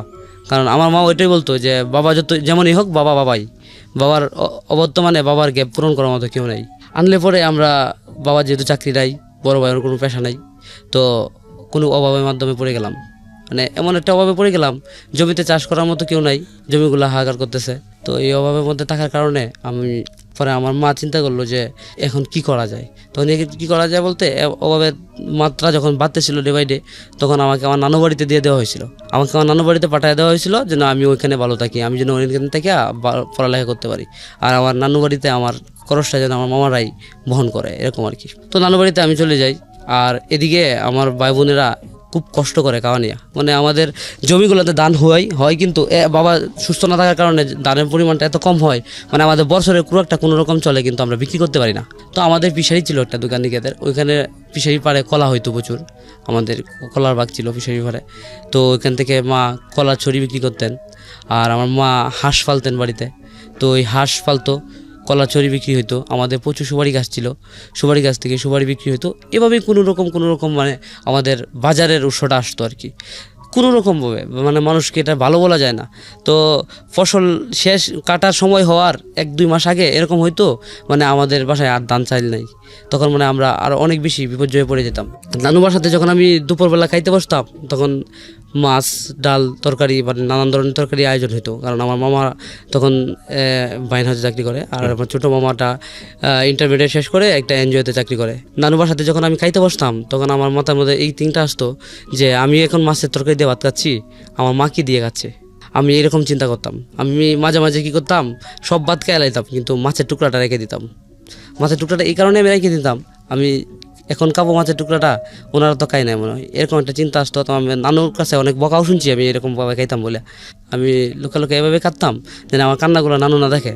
আমার কান্নাগুলো যদি নানু দেখে তাহলে আমার মার কাছে শেয়ার করবে, আমার মার কাছে শেয়ার করলে আমার মাও কান্না করবে, আর আমার মা কান্না করুক, আমি এটা চাইতাম না। আমি তখন থেকেই এটা বুঝতাম, আমার অনুধাবন ক্ষমতাটা এটুকু ছিল। যাই হোক, তো এভাবে চলতে থাকে। এক পর্যায়ে দেখা গেছে যে আমি নানু বাড়িতে থাকি, এটা আমার মামি তেমন একটা পছন্দ করে না, ওনার মানে একটু অপছন্দের তালিকায় এটা চলে আসে। নানু অনেক রাগারাগি করে মামির সাথে আমাকে আবার রাগ করে বাড়িতে পাঠায় দেয়, যা তোর বাড়ি তুই চলে যা, তুই এখানে থাকতে হবো না, আরেকজনের এখানে থাকতে হবো না, তো তুই চলে যা, তোর মতো করে তুই চল। তো নানু বাড়িতে আমার থাকা হয়েছিল না।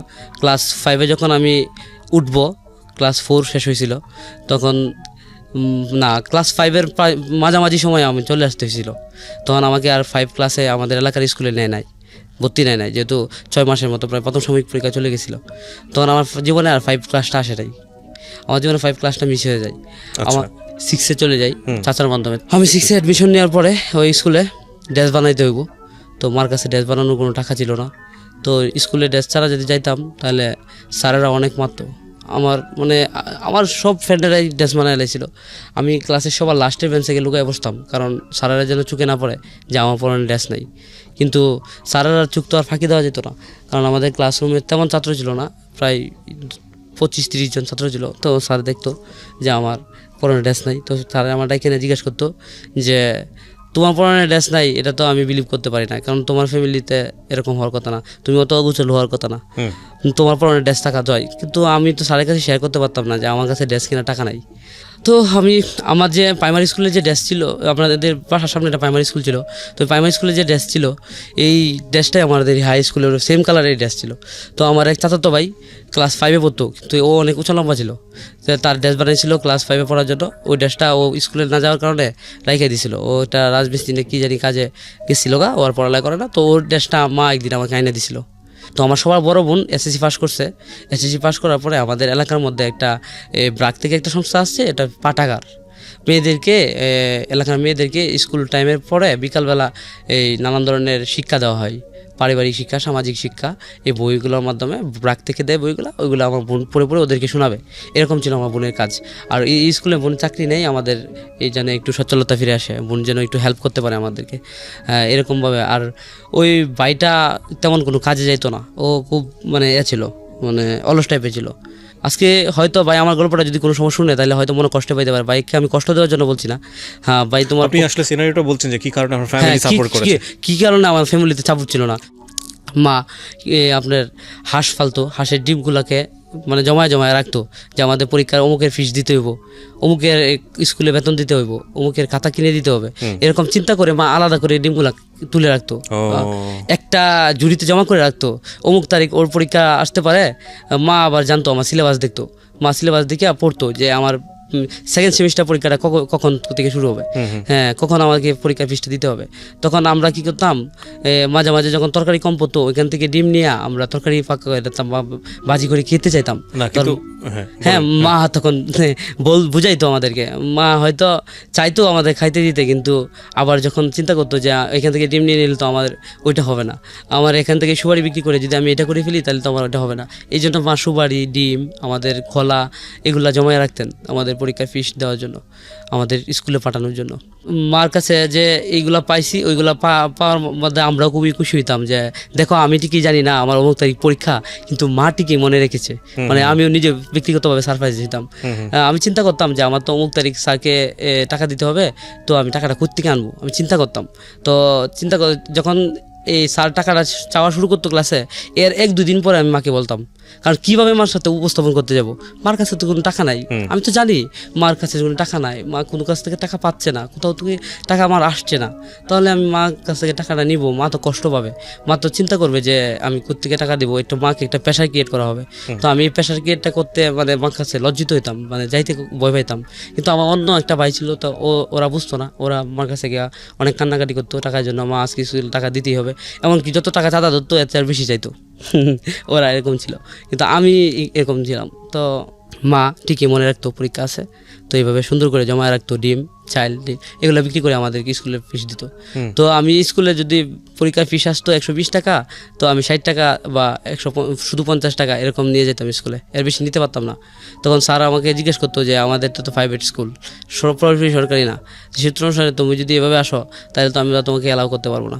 তখন আমি আমার এই চাচার কাছে বলতাম, আমার যে ম্যানেজিং কমিটির সদস্য, তখন রানিং ম্যানেজিং কমিটি ছিল না, তো সাবেক ম্যানেজিং কমিটির সদস্য ছিল, ওনার কাছে আমি বলতাম। তো উনি আমাকে একটা স্লিপ লিখে দিত, মানে এই স্লিপটা লিখে দিত যে খুবই গরিব, মানে চাচার লজ্জা লাগতো যদিও, চাচার ভাতিজা আমি, তো এই স্লিপটা লিখে দিত যে ওই ছেলেটা দিতে পারবে না, অক্ষম, তো ওকে একটু বিনা বেতনে অধ্যয়নের সুযোগ করে দেওয়া হোক। তো আমি ক্লাসে গিয়ে এটা অ্যাপ্লাই করার পরে স্যার আমাকে এভাবে সুযোগ করে দিত। আমার মা আমাকে কবিতা আবৃত্তি শিখিয়ে দিত, আমাকে এরকম শিখিয়ে দিত, বক্তৃতা বক্তৃতা সাজা আপন মনে অভিনয় করে। আমি ক্লাস 6 থেকে 9 পর্যন্ত 4 বছরে প্রথম হয়েছি সাজা আপন মনে অনুষ্ঠানে। আমি মার অভিনয় করতাম, মার কুকার অভিনয় করতাম, মুক্তিযোদ্ধার এরকম মা শিখাই দিত। এরকম অভিনয় করে করে আমি 4 বছরে প্রথম স্থান অধিকার করছিলাম, আর এতে সব স্যারের কাছে আমি খুবই প্রশংসিত ছিলাম। যাই হোক, এক পর্যায়ে আমি যখন ক্লাস 9-এ আসি, তখন আমাদের সংসারের অবনটনটা এত পরিমাণে বেড়ে যায় যে আর সামনে আগানোর কোনো সুযোগ থাকে না। তখন আমার এক চাচা লিভার বাদাসে চাকরি করে, আমার আপন চাচা না, আমার প্রতিবেশী এক চাচা। তো ওই চাচার কাছে একদিন মাসে করছে যে ছেলেটা রেখে একটা চাকরি টুকরির ব্যবস্থা করে দিতে পারবা। আমি তো অনেক চিন্তা করছিলাম যে আমার এই ছেলেটা মাস্টার হবে, এই ছেলেটা ইঞ্জিনিয়ার হবে, কিন্তু আমি আর কেয়ার করতে পারছি না। ওর বাবা যেহেতু অ্যাবনর্মালের মতোই প্রায়, কারণ এই ফ্যামিলির দিকে তার কোনো নজর নাই। উনি কিন্তু বলতে পারে না কে কোন ক্লাসে পড়ে, কে কোথায় যায়, কে কী খায়, কে কী না খায়, এগুলা উনি এত কেয়ার করে না। যদি ওনার কেয়ার করার ইচ্ছা থাকে, তাকে উনি হয়তো মনে থাকে না, না হলে ওনার হয়তো এবিলিটি নাই দেখে উনি এটাতে এসে ইনভলভ হয় না। তখন ওই চাচা আমাকে একটা ফটোকপির দোকানে নিয়ে কাজ দেয়। ওনার অফিসে কাজ দেয় নাই, কী কারণে উনি মেবি জানে, হয়তো যে কোনো একটা কারণে দেয় নাই, না হলে হয়তো কাজের কোনো সুযোগ ছিল না, বোধহয় দেয় নাই। তো আমাকে একটা ফটোকপির দোকানে কাজে দেয়। এখানে কম্পিউটার আজ থেকে তো অনেক দিন আগে, প্রায় 2009 হ্যাঁ, 2009-এর দিকে আমার মনে পড়েছে। 2009-এর দিকে আমি ফটোকপির দোকানে যাই। হ্যাঁ, 2009-এর দিকে ফটোকপির দোকানে যখন আমি কাজ করতে যাই, তখন আমাকে প্রথমে 1 মাস ট্রায়ালে রাখা হয়েছিল, যে বলছিল তুমি যদি ফটোকপি করতে পারো তখন তোমার বেতন ধরা হবে, এর আগে তুমি আসবা, আমি দুপুরে তোমাকে লাঞ্চ করাবো আর আসা যাওয়ার ভাড়া দিয়ে দেবো। এরকম একটা লোকের সাথে আমার পরিচয় হয়েছিল, দোকানের মালিক। তো মাকে এসে বললাম, মা এই ঘটনা। মার কাছে বললাম যে মা তোমাকে টাকা দেওয়ার মতো কোনো সুযোগ দেখলাম না, তাহলে আমি এখানে যাবো না। মা বললো না তুমি যাও। কেউ প্রথম থেকেই হয় না, মানে বেতন আপনাকে ইন্সপায়ার করতো অনেক বেশি। হ্যাঁ, আমাকে ইন্সপায়ার করতো। আপনার বড় ভাইটা তখন কোথায়? বড় ভাইটা তো তখন এই আমাদের স্থানীয় একটা বাজারে আপনার একটা অনন্য সুপার একটা বাস কাউন্টার নিয়েছিল। ও আচ্ছা, হ্যাঁ, অনন্য সুপার বিয়ে শাদী করেনি তখন? না, বিয়ে শাদী তখন করেনি। অনন্য সুপারের কাউন্টার নিয়েছিল, ও যে টাকা পাইতো মোটামুটি ও নিজেই খরচ করে ফেলতো, আর অল্প অল্প টাকা দিত, মাকে তেমন টাকা দিত না, ওই একটু অলস টাইপের ছিল। ফটোকপির দোকানে যাওয়ার পর আমাকে ওই লোকটা 1 মাস কাজ করায়, কোনো টাকা দেয় নাই। তো 1 মাস পরে আমি ছোটো ছিলাম বিদায়, মেশিনটা ছিল একটু লম্বা, তো আমি ছিলাম ছোটো, তো আমি ওই ফটোকপি মেশিনটাতে ফটোকপি করতে পারতাম না, মানে আমি ফটোকপি দেখতে পারতাম না যে কাজটা কি ঠিক করে রাখা হয়েছে জায়গা মধ্যে নাকি হচ্ছে না এরকম। তো এই জন্য আমি ফটোকপিটা পারতাম না। তো ওই লোকটারই আরেকটা দোকান ছিল, কাপড়ের দোকান। তো উনি বললো যে তুই তো মোটামুটি লেখাপড়া হিসাব জানোস, তো আমার এখানে 3টা কর্মচারী কাজ করে, তুই ওখানে হিসাবটা দেখবি, আর তুই যদি দোকানদারি শিখতে পারস তো এটা তোর ভালো, তুই এখানে কাজ কর। তখন আমি চিন্তা করলাম, আমি তো আসছিলাম কম্পিউটারের কাজটা শিখবো, আর আমার পড়ালেখাটা যেহেতু করি, না এনে তোর সুযোগ নাই, যদি চাস তাহলে কাপড়ের দোকানে কাজ করতে পারোস। তো ওনার পরে কাপড়ের দোকানে আমি বাধ্য হয়ে লাগিয়ে যাই। তো কাপড়ের দোকানে লাগার দিনই থেকে উনি আমার বেতন ধরছে 800 টাকা পাইনে। তো ওনার বাসাতে আমি কাজ করি, প্রায় ওনার দোকানে কাজ করি আমি প্রায় 3 বছরের মতো। আর এই 3 বছর জীবনে 3 বছরের বয়সে প্রায় 300-400 কর্মচারী আমার সাথে চেঞ্জ হয়েছে। 300-400 কর্মচারী, মানে ওরা চেঞ্জ হচ্ছে কিন্তু আপনি চেঞ্জ হননি। হ্যাঁ আমি মানে আপনি অনেক লয়াল ছিলেন। হ্যাঁ, এখানে চেঞ্জ হওয়ার কারণ হচ্ছে এটাই, মানে ওই লোকটা একটু রাগী ছিল, কোনো কাজে ভুল করলে অনেক টর্চার করতো। টর্চারটা এরকম শুধু গালিগালাজও না, এমনকি শারীরিকভাবে আঘাত করতো, হাত তুলতো, মানে এরকম আমার উপরেও তোলা হয়েছে 1-2 বার। আর আমার প্রতি উনি ছিলেন, মানে স্যাটিসফাইড ছিলেন, এই জন্য মানে আমাকে কম শাসন করতো, কম শাসাইতো, এরকম আর কি। আমি 3 বছর ওনার এখানে কাজ করি, খুব কষ্ট করে কাজ করছি। দুপুরবেলা রোদরে হাইটে যায়, ওনার বাসা থেকে ভাত নিয়ে আসতে হইতো সকল কর্মচারীর জন্য। ওনার 12-13 জন কর্মচারী ছিল 2 দোকানে মিলে, সবার জন্য ভাত নিয়ে আসতে হইতো, আমার নিজেরও ভাত নিয়ে আসতাম। উনি আমাদেরকে ভাত আনার জন্য পাঠাইতো আমাকে একটা নামাজের পর। আমি জোহরের নামাজ পড়ে তারপরে রওনা হইতাম ভাতের জন্য। তো ওইখানে গিয়ে দেখতাম ভাত পাক হয়েছে না, অনেকক্ষণ দাঁড়ায় থাকতে হইতো, পেটে প্রচণ্ড খিদা থাকতো, চাইলে খাইতে পারতাম না, যেহেতু আমাদের ভাতটা দোকানে এসে খাইতে হইতো, টিফিন বক্সে করে দিয়ে দিত ওনার ওফে। তে ওনার যে দোকান মালিকের বাবা ছিল, উনি এখন নাই, উনি আমাকে খুব আদর করতো, বাসা যাইলে খুব ডাকে নিত। ওনার বাসায় বিস্কিট টিস্কিট থাকলে ওখানে আমার খাইতে দিত, যে অনেকক্ষণ তো যাবার তো কিছু কাজ না, মেবি সকাল বাসা থেকে আসছস নিয়ে বিস্কিট টাকা।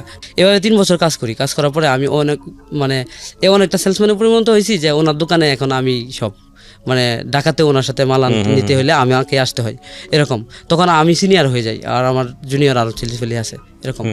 তখন আমি দাবি করলাম যে ভাইয়া এখন তো আমি বড় হয়েছি, তখন আমাদের ফ্যামিলি তো মোটামুটি একটু স্বাচ্ছন্দ্য ফিরে আসে, আমার বেতনটা একটু বাড়ান। আমার ভাইটাও একটু কাজ করে, ওই এই অনন্য সুপারের কাউন্টারে টুকটাক কিছু পায়, ওইখান থেকে যে টাকা পায় মোটামুটি দেয়, আমিও দেই। এভাবে মোটামুটি একটু স্বাচ্ছন্দ্যতার দিকে ফিরে আসি। ওই লোকটা আমাকে বেতন বাড়াইতে চাইতেছিল না, খালি বেতন বাড়াইতে চাইতেছিল না, এই কারণে উনি বলতো যে বাড়াবো এরকম করে সময় নিত। আর তখন আমি ক্লাস 9-এ পড়ি, তো আমি স্কুলে যাইতাম না, ক্লাস করতাম না 9-এ, কিন্তু আমি এই যে পরীক্ষার সময় এসে পরীক্ষা অ্যাটেন্ড করতাম। আচ্ছা, হ্যাঁ, পরীক্ষা অ্যাটেন্ড করতাম এরকম। তো আমার ক্লাস করার সুযোগ হইতো না, উনি আমাকে ছুটি দিত না, আর ছুটি দেওয়ার সিস্টেমও ছিল না। যদি আমি আসে পড়ি তাহলে দোকানটা অফ থাকতো, এরকম আর কি। তো আমি এভাবে যখন চলতে থাকি, তখন আমার এক পর্যায়ে মনে হইলো যে আমি যে কাজ করি এই অনুযায়ী আমার তখন বেতন ছিল আমার 2000 টাকাতে, আমি আরও বেশি পাওয়ার যোগ্য। তো আমি ওনার কাছে অ্যাপ্লাই করি যে ভাই আমাকে আর বেতন দেন। তো উনি বললো যে না, আর বেতন দেওয়ার সুযোগ নাই।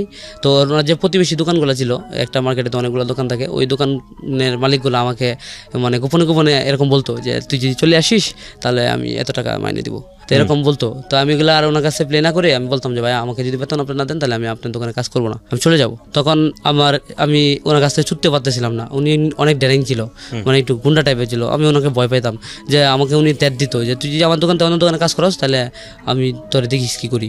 তো আমি ছোটো মানুষ ছিলাম, ভয় পেতাম। তো আমার যে নেতা চাচু ছিল, ওনার একটা ছেলে ছিল, চাচাতো ভাই, আমার কাজিন, শহরে, তো ছোটোবেলা থেকে বড়, তো ওনার সাথে তার ব্যক্তিগতভাবে একটা পরিচয় ছিল, উনি ওই ভাইটাকে চিনতো। তো আমি ওই ভাইয়ের শরণাপন্ন হইলাম। আর তখন আমার চাচা পৃথিবীতে নাই, চাচা 2005-এ মারা গেছে। তো ভাইয়ের কাছে শরণাপন্ন হয়ে বলি ভাই দেখো এই দোকানে তো আমি কাজ করতাম, এই ঘটনা, তো উনি আমার বেতনও বাড়া না, ছাড়েও না, তুই আমার সাথে, আমি দেখতেছি। ওই ভাইটা আমার নিয়ে যায়, ওই লোকটাকে বলে যে হয় ভাই বেতন দেন, না হলে ওর অন্য কোথাও কাজ করার সুযোগ করে দেন। পরে বলতেছে ভাই দেখেন আমি তো বেতনটা ওর বাড়াইতে চাই, কিন্তু এখন আমার দোকানে যে বেচা কিনাটা হয় এটা দিয়ে যদি আমি আর বেতন বাড়াই তাহলে আমি মানে পোষাতে পারবো না। তো এটা ছিল তার নাটক।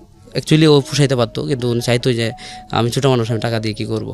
উনি আমার ফ্যামিলি ম্যাটারটা এত বেশি ভিতর থেকে এসে অনুধাবন করতো না। আচ্ছা যাই হোক, পরে বড় ভাই রাগ করে আমাকে ওইখান থেকে নিয়ে যায়, যে না ও অন্য কোথাও কাজ করবে, আপনি ওর দাবি দাবি ছেড়ে দেন।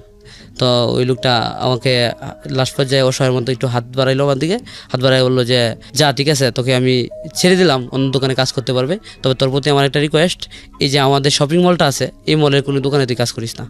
তাকে তোর যদি আমি ওই দোকানগুলোতে দেখি, এই দোকানগুলোতে দেখি আমার খুবই কষ্ট হবে। তুই আমার ছিলি, এখন নাই, আমার কাস্টমারগুলো ওখানে ডাইভার্ট হয়ে কেন ছাড়লেন? মানে আপনাকে তো খুব বিশ্বাস করতো, শুধু লাভ পাওয়ার জন্য না? আমার তো ফ্যামিলি চলতেছিল না, ওই তো মানে বেশি অর্থ পাওয়ার জন্য। হ্যাঁ, সেটাই তো, আমার একটু বেনিফিট, আমার একটু এক্সট্রা স্যালারি দরকার। আমার মাকে আমি একটু বেশি দিতে পারতাম না, এই জন্য আমার পড়ালেখার খরচটা চালায় দেখা গেছে ভাড়া দেওয়া যেত না, এই জন্য আমি ছাড়লাম। তো এর পর্যায়ে আমার আরেকটা পরিচিত ছেলে ছিল, আমাদের সাথে পাশের দোকানে চাকরি করতো।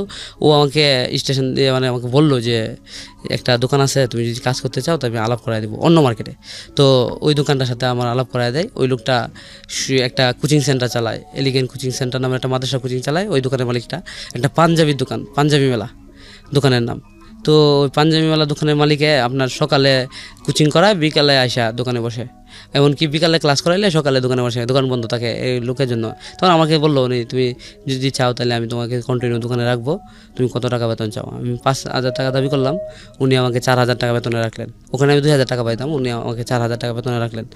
আমার অবর্তমানে হয়তো ওই ছেলেটা আমার কথা অনেক প্রশংসা করেছিল যে ছেলেটা খুব সেলসে ভালো বা কথাবার্তায় খুব গোছালো। প্রথম দিন এসে আমাকে বললাম, সালাম করলাম, সালাম করে আমাকে বললাম যে মা এই কথা, আমি তখন পড়ালেখার খরচ চালাও পরে আপনাকে অনেক টাকা দিতে পারবো।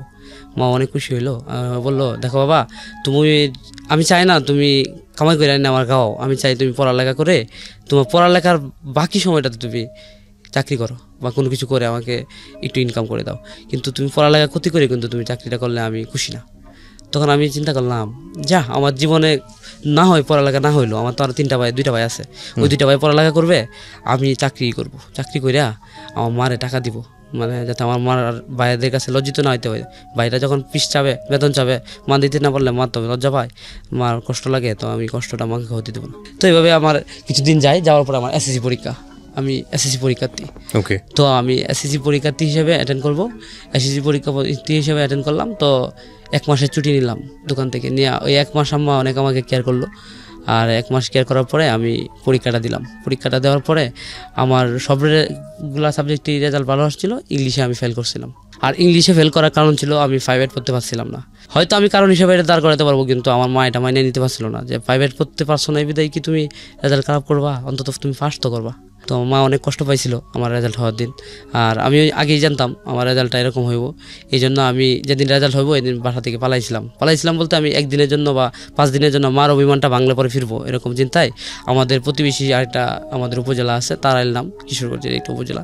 আমি ওই উপজেলায় ওই দিন রেজাল্টের দিন সকালেই ফালাইয়া যাই, মানে দোকানে না যায়। দোকানের ভাইকে কিছু বলি নাই, দোকানের ভাই তো অনেক খুশি যে আজকে রেজাল্ট হবে আমার, আমি রেজাল্ট ফার্স্ট করলে উনি নিজের তরফ থেকে মিষ্টি বিতরণ করবে এরকম আর কি। তো আমি পলায় যাই, তারালে পলায় যাই। আমি ইংলিশ পরীক্ষাটা খারাপ দিছি, এটা আমি নিজেই আগে থেকে জানতাম। তো আমি ওইখানে পলায় যাওয়ার পরে তো রেজাল্ট হয়, রেজাল্ট হওয়ার পরে মা তো বুঝছে রেজাল্ট পাইছে, মা মানে আমাকে দোষারোপ করে নাই, কারণ মা তো জানতো আমার বিষয়টা, যে আমি প্রাইভেট পড়তে পারতাম না, আমি ভালো বই পাইতাম না, আমি ভালো গাইড পাইতাম না, ভালো সাজেস্ট কেউ ছিল না। মা পর্যন্ত 9 পর্যন্ত বসছে, এসএসসি বিষয়টা এতটা বুঝতো না, এই জন্য আর কি মা অতটা হার্ডলি না নিয়ে আমাকে বাসায় ব্যাক করার জন্য, মানে তখন আমি একটা মোবাইল চালাইতাম, নকলা নাম মোবাইলটার, এরকম একটা মোবাইল চালাতাম। মা ওই মোবাইলে অনেকবার কল করছে, আমি সুইচ অফ করে রাখছিলাম। পরে এক সময় মনে হইলো যে মা তো মনে হয় আমাকে অনেক খুঁজছে, রাত হয়ে গেছে 11টা, মা মনে হয় আমার জন্য কান্না করতেছে। তো মা কান্না করতেছে, মাকে চিন্তিত রাখা হয়তো ঠিক হবে না, আচ্ছা একবার হ্যালো বলে দেখি কি বলে মা, যদি রাগা নিতে হয় তাহলে আমি আসবো না, আর যদি মা দেখি সফটলি কিছু বলে তাহলে আমি ব্যাক করবো। এরকম একটা থিঙ্ক নিয়ে আমি মার সাথে কথা বলছি রাত 11টায়। হ্যালো মা, তুমি শুনতে পাচ্ছ আমায়? মা বললো যে বাবা, তুমি রেজাল্ট খারাপ করছো বলে কি বাসা থেকে চলে যেতে হবে? পৃথিবীতে কি রেজাল্ট অনেকেই খারাপ করে না? আমি তো এমনও শুনছি মানুষ 3বার ফেল করে নবায়ন করে পরীক্ষা দিয়ে পাস করে, রেজিস্ট্রেশনের ম্যাচ চলে যায়। তোমার তো মাত্র 1বার হয়েছে, তা তুমি এমন করলা কেন? তুমি কালকে বাড়িতে আসো, আইসা আবার আরেক বছর পরে পরীক্ষা দিবা, তুমি প্রিপারেশন নাও। এরকম কথাবার্তা মা অপর প্রান্ত থেকে বলতেছিল। তো আমি শুনে এত খুশি লাগছিল আমার, যে আমার মা পৃথিবীর সেরা মা, আমার মা মানে আমাকে অনেক ভালোবাসে, বা আমার মার মতো সব মা হইলে মনে আরও সব ছাত্রের জীবনে এরকম সাফল্য বই আনতো। এর মধ্যে বড় ভাইটার একটা চাকরি হয়, সে একটা বাইনাজে চাকরি পায়, আর এটা আমার মামার মাধ্যমে। হ্যাঁ, তো আমার মামার মাধ্যমে চাকরি পাওয়াতে ও ভালো টাকার মাইনে পায়, আর আমিও যেহেতু কাম করছি, আবার আমি ওই দোকানটাতে কন্টিনিউ করতেছি। এমন তো অবস্থায় তো আমি পরবর্তীতে আবার রেজাল্ট পরীক্ষা দিলাম। পরবর্তীতে আমি আবার পরীক্ষা দেওয়ার পরে আমি ওই বিষয়টারই সাবজেক্ট কোড ভুল করলাম পরীক্ষাতে। সাবজেক্ট কোড ভুল করার পরে আবারও আমার রেজাল্টটা খারাপ আসে। রেজাল্টটা খারাপ হওয়ার পরে এখন মার কাছে কীভাবে কামব্যাক করবো, এটা আমি নিয়ে খুবই চিন্তিত ছিলাম। কিন্তু যাই হোক, যে কোনো এক পর্যায়ে এবার আর পালাইলাম না, পালানিটা বুক আমি বুঝতে পারছিলাম। তো এইবার সরাসরি বাসায় চলে আসলাম, আর মার কাছে বললাম যে মা, আমি এটা মেবি ভুল করছিলাম, পরীক্ষাটা আমি অনেক ভালো দিছি। পরে মা কি বলবো, কান্নাকাটি করলো কিছুক্ষণ, যে তোমার জীবনে কেন এমন আসবে, তোমার আরও তো ভাই বোন পড়ালেখা করছে, সবাই তো 1 চান্সে পাস করছে এবং ভালো রেজাল্ট করছে। এরকম তো কষ্ট পাওয়ার পরে তখন আমি চিন্তা করছি আমি আর পড়ালেখা করবো না, আমি চাকরিটা কন্টিনিউ করবো, আর আমার ভাইদেরকে হেল্প করবো পড়ালেখা করতে, ওদেরকে পড়ালেখা করাবো, এরকম চিন্তা করছি। তো আমার মা এটাতে রাজি না। আমার মা বলতেছে আবারও তুমি পরীক্ষা দিবা, আর এখন পরীক্ষাটা দিবা তুমি দোকানে না গিয়া, দোকানে তোমার যাওয়া লাগবে না, আর কোনো দোকানে যাবে না, তুমি কোনো চাকরি করবে না, তুমি বাড়িতে থেকে পরীক্ষা দিবা। তখন আমি আমার মাকে বললাম, আম্মা একটাই তো সাবজেক্ট, শুধু ইংলিশ। তো আমি 6 মাস অন্তত দোকানে যাই, 6 মাস পর থেকে আমি আবার ভালো করে পড়ালেখা করবো। মা আমি তাইলে তোমার উপরে এইভাবে ছাড়বো, তুমি আমাকে কথা দিবা যে তুমি এবার রেজাল্টটা ভালো করতে যাচ্ছ বা তুমি ভালো মাস্ট করবাই, তাইলে আমি তোমাকে দোকানে যাইতে দেবো, নাহলে তোমাকে আমি আর দোকানে যাইতে দেবো না। তখন মার কাছে অভাবটা একটু গুছায় গেছে, কারণ বড় ভাইটা চাকরি পাইছে, বোনটাও হেল্প করে, বোনটা পাটাগার পড়া। তো ও অনেক সবরি মানুষ ছিল, খুব সঞ্চয়ী ছিল। ও আপনার এই মুষ্টির চাল জমায় রাখতো, রাইকা ওর মানে এই করতো, পড়ালেখার খরচ চালাইতো। যাই হোক, তখন আমি তৃতীয়বার যখন আবার পরীক্ষা দিব এসএসসি, তখন 2012 সালে প্রথম আমি 2010-এ পরীক্ষা দিই। তো 2012 সালে পরীক্ষা দিব, তখন আমি চিন্তা করলাম যে আমি অবশ্যই সাকসেস হব। আমি 6 মাস পরে না, আমি 3 মাস বাকি থাকতে ফর্ম ফিল আপ করার পর থেকে দোকান ছেড়ে দিছি। 3 মাস বাড়িতে চলে আসছি। টাকাটা প্রয়োজন ছিল, তারপর দোকান ছেড়ে দিয়েছি। হ্যাঁ, টাকাটা প্রয়োজন ছিল, তারপর আমি দোকানটা ছেড়ে দিছি মার ইচ্ছায়। মার ইচ্ছা ছিল আমার এবারে রেজাল্টটা ভালো করতেই হবে। আর এই আমি রেজাল্ট ভালো করি, এটা আমার কাছে আমি চ্যালেঞ্জ করছি, যে কথা দিছি, চ্যালেঞ্জ ঠিক না, মাকে আমি কথা দিছি যে আমি এবার রেজাল্টটা ভালো করব। আর মার এই অনুপ্রেরণায় আমি তৃতীয়বার, এক পর্যায়ে আমি পড়ালেখা করবোই না এরম নিয়ত করে ফেলছিলাম, কিন্তু মার অনুপ্রেরণায় আবার আমি তৃতীয়বার পরীক্ষা দিতে প্রস্তুতি নেই। এভাবে মা কষ্ট করতে করতে আমি এক পর্যায়ে পরীক্ষা অ্যাটেন্ড করলাম এবং খুব ভালো মার্কে পাস করলাম। আর এতে রেজাল্টটা তো মার জন্য। কত সালে দিলেন আপনি? 12 সালে পাস করছি। 2012 সালে এসএসসি পাস করে তারপরে আমি ওই পাঞ্জাবিওয়ালা দোকানটাতে আবার অ্যাটেন্ড করলাম। ওই লোকটা আমাকেই তো চাইতো, আবার ফিরে যাইতাম আমি, আর উনিও আমাকে নিয়ে এই দোকানটা চালাইতো।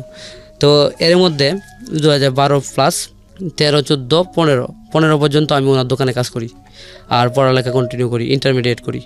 আমি ইন্টারমিডিয়েটে এক্সান্সে পাস করি আর ইন্টারমিডিয়েটে খুব ভালো রেজাল্ট করি, আর এটার পিছনেও মার অবদান ছিল। আর ওই লোকটা আমাকে কলেজে মানে খরচটা বহন করতো, ওই মালিকই আমার কলেজে খরচটা বহন করতো। মা শুধু আমাকে সাপোর্ট দিয়ে যেত যে পড়ো। আর এইভাবে আমি পড়তে ইন্টারমিডিয়েটটা আমি পাস করি 2014 সালে। 2014 সালে ইন্টারমিডিয়েট পাস করার পর আমি আপনার এতে এই টপ 10-এর একটা নিয়োগ দেখি। টপ 10 একটা প্রাইভেট কোম্পানি, সারা বাংলাদেশে তার একটা 46টা শাখা আছে। ওইটার মালিকটা আমাদের কিশোরগঞ্জেরই টপ 10।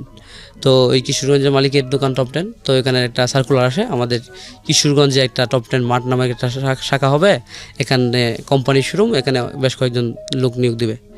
তো টপ 10-এর যে আগে একটা ছোট্ট দোকান ছিল টপ 10-এর কিশোরগঞ্জে, ওখানে যারা কাজ করতো ওদের সাথে আমার একটা বায়বাদার সম্পর্ক ছিল, যেহেতু আমি সেলসের সাথে জড়িত ছিলাম। ওনারাও সেলস করতো, প্রোডাক্ট সেল করতো, কাপড় সেল করতো, ওনার সাথে একটা বায়বাদার সম্পর্ক ছিল। ওনাদের মাধ্যমে আমি ওইখানে অ্যাপ্লাই করি যে কীভাবে করতে হবে। তো আমি ওখানে অ্যাপ্লাই করি। তো অ্যাপ্লাই করার পর আমি আপনার এইখানে চান্স পাই, এই টপ 10 মাঠে ইন্টারভিউর মাধ্যমে আমি চান্স পাই। আর ইন্টারভিউয়ের দিন আমি যেদিন আসবো, তখন মার কাছ থেকে জানতে চাইছিলাম যে মা, আমি যদি নার্ভাস হয়ে যাই তখন কি করব। তো উনি বলতেছিল যে নার্ভাস তুমি হবা না, নার্ভাস যদি হও তাহলে তো কাজে তুমি অ্যাটেন্ড করতে পারবা না, তুমি ফেল হবা। তুমি নার্ভাস যেন না হও, এই জন্য তুমি সবসময় আল্লাহর নামটা স্মরণ রাখবা। আর তুমি দ্বিতীয়ত হচ্ছে এই আগে থেকে প্রিপারেশন নিয়ে রাখবা, তোমাকে যখন ডাকা হবে এর আগে থেকে তুমি কীভাবে কথা বলবা, আর যে তোমাকে ইন্টারভিউ নেবে তার মোটিভেশন বুঝে তুমি কথা বলবা, যে উনি কি জানতে চাচ্ছে। তুমি আগে বারে কোনো মা নানানভাবে মা আমাকে সাজেস্ট করে দিল। তো মা তখন থেকে মা বুঝতে পারতো যে কীভাবে আমি ওইভাবে গিয়া ইন্টারভিউটা অ্যাটেন্ড করলাম। তো আমি অ্যাটেন্ড করার পরে আমার এখানে কাজ করার আমি সুযোগ পাইলাম। সুযোগ পাওয়ার পরে তো ভালো, প্রাইভেট কোম্পানি একটা টপ 10। তো এখানে আমার বেতন ধরা হয়েছে প্রথমে 8,000 টাকা। এটা 2015-তে আমি ঢুকি 8,000 টাকা বেতনে টপ 10 মাঠে। টপ 10 মাঠ আমাদের কিশোরগঞ্জ শাখায়। ওখানে আমি 2015-তে যখন ঢুকি তখন আমার বড় বোন দুইটার বিয়ে হয়ে যায়। বড় বোনটার বিয়ে হয় আমি টপ 10-এ ঢোকার 1 মাস আগে। আপনার বাবার কথা কি বলছিলেন? বাবা কি মারা গিয়েছেন? না, বাবা মারা যায় না, বাবা আছে, অসুস্থ অবস্থায় হলেও এখনো আছে। হ্যাঁ আছে, কিন্তু বাবা এখনো বুঝে আমি সজীব, আমি কামাই করতেছি, আমি এটা করতেছি না, এটা করতেছি, এটা বুঝে, কিন্তু আজকের কথা কালকে মনে রাখতে পারে না, এরকম একটা অবস্থায় আছে। হ্যাঁ এরকম। এবং আপনারা কি বাবাকে এই অবস্থায় বাবাকে সাপোর্ট দিচ্ছেন? বাবার যেটা বাবা আমাদেরকে এখন এতটা ফেভার করে, এখন মানে মার মতো বাবাও আমাদের অপেক্ষায় থাকে যে রাত্রে আমরা কখন ফিরবো, কি করব। যদিও ছোটবেলা বাবার কাছ থেকে অনেক শাসন ভরা চোখ দেখতাম আমার বাবাকে। এটা একটা আজকের এই গল্পটা আপনারা যারা শুনছিলেন, আমি যেটা বলবো, এটা একটা স্রোতহীন একটা বদ্ধ গল্প। এবং এই গল্পে সাধারণত জীবন গল্পে যে পরিমাণ মার কাট একটা রমরমা সিনেমাটিক এনভায়রনমেন্ট থাকে সেটা নাই। গত গল্পেও কিন্তু এরকম একটা ছিল না। এবং এই শান্ত জীবনগুলো আমাদের সবার জীবনের সাথেই মোটামুটি কম বেশি মিলে যায়। কেন এই গল্পটা আমি প্রচার করলাম তার আগে আমি ওকে জিজ্ঞেস করতে চাই, আপনি তো এখন পেশাতে আছেন, পয়সা রোজগার করছেন, হ্যাঁ। আপনার ভাইও পেশাতে আছে, মোটামুটি সচ্ছল একটা পরিবার। বাবা এরকম অবস্থায় থাকলেও আপনাদের পরিবারে একটা শান্তি আছে, এটা আমি যেটা বুঝতে পারছি আগের তুলনায়। তো আপনি গল্পটা কেন বললেন? আমি গল্পটা এখানে বললাম এই কারণেই যে বাবাদের সন্তানের সাথে কেমন সম্পর্ক থাকার উচিত। আমাদের ছোটোবেলা আমরা কি গ্যাপটা পাইছি বাবার কাছ থেকে আমরা এই গ্যাপটা পাইছি যে বাবার ভালোবাসাটা আমরা ছোটোবেলা পাই নাই, আর এতে আমাদের জীবনে অন্ধকার নেমে আসছিল বাবার ভালোবাসা না পাওয়ার কারণে। আর বাবার কিছু ভুল সিদ্ধান্ত ছিল যেগুলোর কারণে আমাদের সংসারটা মানে ভেঙে যায়। আমি লিসেনারদের উদ্দেশ্যে এটাই বলতে চাই যেন পৃথিবীর কোনো বাবা যেন মানে এরকম না হয় অন্তত, যে আমার বাবার মতো। কারণ আমার বাবা শুধু ভুল সিদ্ধান্ত নিত এটাও না, আমাদের উপরে টর্চার করতো এটাও না। বাবা কিন্তু আমাদেরকে, বাবার যে দায়িত্বটা ছিল এটা কখনো পালন করতে পারে নাই, আর এই বাবার গ্যাপটা মাই পূরণ করতো। এটা আপনি যেটা বলেছেন, আপনার মা একটা অসাধারণ মা ছিল, সেটা আমি নিশ্চয়ই বুঝতে পারছি, কিন্তু বাবার ওই জায়গাটা থেকে দুইটা ঘটনা ঘটতে পারতো। আপনি এটা যেটা বলেছেন সেটা উচিত না, আপনার মনে কষ্ট আছে, কিন্তু দুটো ঘটনা ঘটতে পারতো, সেটা আজকের গল্পের একটা লেসন আমি মনে করি। একটা হচ্ছে যে আপনার মা হাল ছেড়ে দেন নাই, এবং আপনারা দুই ভাই, সেই দুই ভাই বিশেষ করে আপনি কোনো ভুল করেননি। আপনার বড় ভাই সৌদি আরবে গিয়ে ভুল করুক বা যেটাই করুক না কেন, বাংলাদেশে ব্যাক করা এবং সৌদি আরবে আবার চেষ্টা করা, আপনাদের মতো একটা ফ্যামিলি থেকে পয়সা কড়ি ইনভেস্ট করে আবার নতুন করে দাঁড় করানোর চেষ্টা করা, এগুলো ভুল থাকলেও শেষ পর্যন্ত আপনারা একটা কিনারা করতে পেরেছেন আয় রোজগারের দিক থেকে যদি বলি, বা ফ্যামিলিটাকে একটা সম্মানের জায়গায়, পূর্বের তুলনায় একটা সম্মানের জায়গায় নিয়ে আসার জন্য, এবং সেটার পেছনে আপনার মায়ের ভূমিকা অন্যতম। কিন্তু দিন শেষে এসে এই যে বাবা এত অন্যায় করেছে, বাবা এখন বিছানায় পড়ে আছে, গতকালকে কি ঘটেছে সেটা আজকে মনে রাখতে পারে না, তারপর আপনার বাবাকে ফেলে দেননি। বাবার প্রতি সেই সম্মানটুকু আপনারা দেখিয়েছেন, আপনার মা সে সম্মানটুকু দেখিয়েছে। আমি এই কথাটা এই কারণেই বলছি যে সংসার যদি এতগুলো মানুষকে নিয়ে হয়, 8-10 জন মানুষ, তার মধ্যে একজন মানুষ, এক মানুষ এক এক রকমের, একজন মানুষ ফেল করেন, একজন মানুষ সংসারটাকে ধরে রাখার চেষ্টা করেন, একজন মানুষ সামনে দেখেন, একজন মানুষ পেছনে টেনে ধরেন। সব কিছু মিলিয়ে এই সংসারটা হচ্ছে একটা বহুমাত্রিক যুদ্ধ, এবং এই যুদ্ধে একজন মানুষের সিদ্ধান্তের কারণে পুরো সংসারটা অনেক সময় পথে বসে যেতে পারে। বাট কেউ না কেউ শক্তভাবে হাল ধরে থাকেন, তিনি হাল ছাড়তে চান না, তিনি নিরাশ হতে চান না। আপনার মা নিশ্চয়ই খুব শিক্ষিত না? শিক্ষিত কি কোন ক্লাস পর্যন্ত? আমার মা মাত্র ক্লাস 9 পর্যন্ত পড়ছে। কিন্তু তিনি যে মোটিভেশনগুলো দিয়েছেন এই ছেলেটাকে পড়াশোনা করানোর জন্য, একবার ফেল করলো, আরেকবার পরীক্ষা দাও, সেকেন্ড টাইম সে আপনার ইন্টারমিডিয়েটে এক চান্সে পাশ করলো, এখন সে 8-10 হাজার টাকা মাসে রোজগার করছে।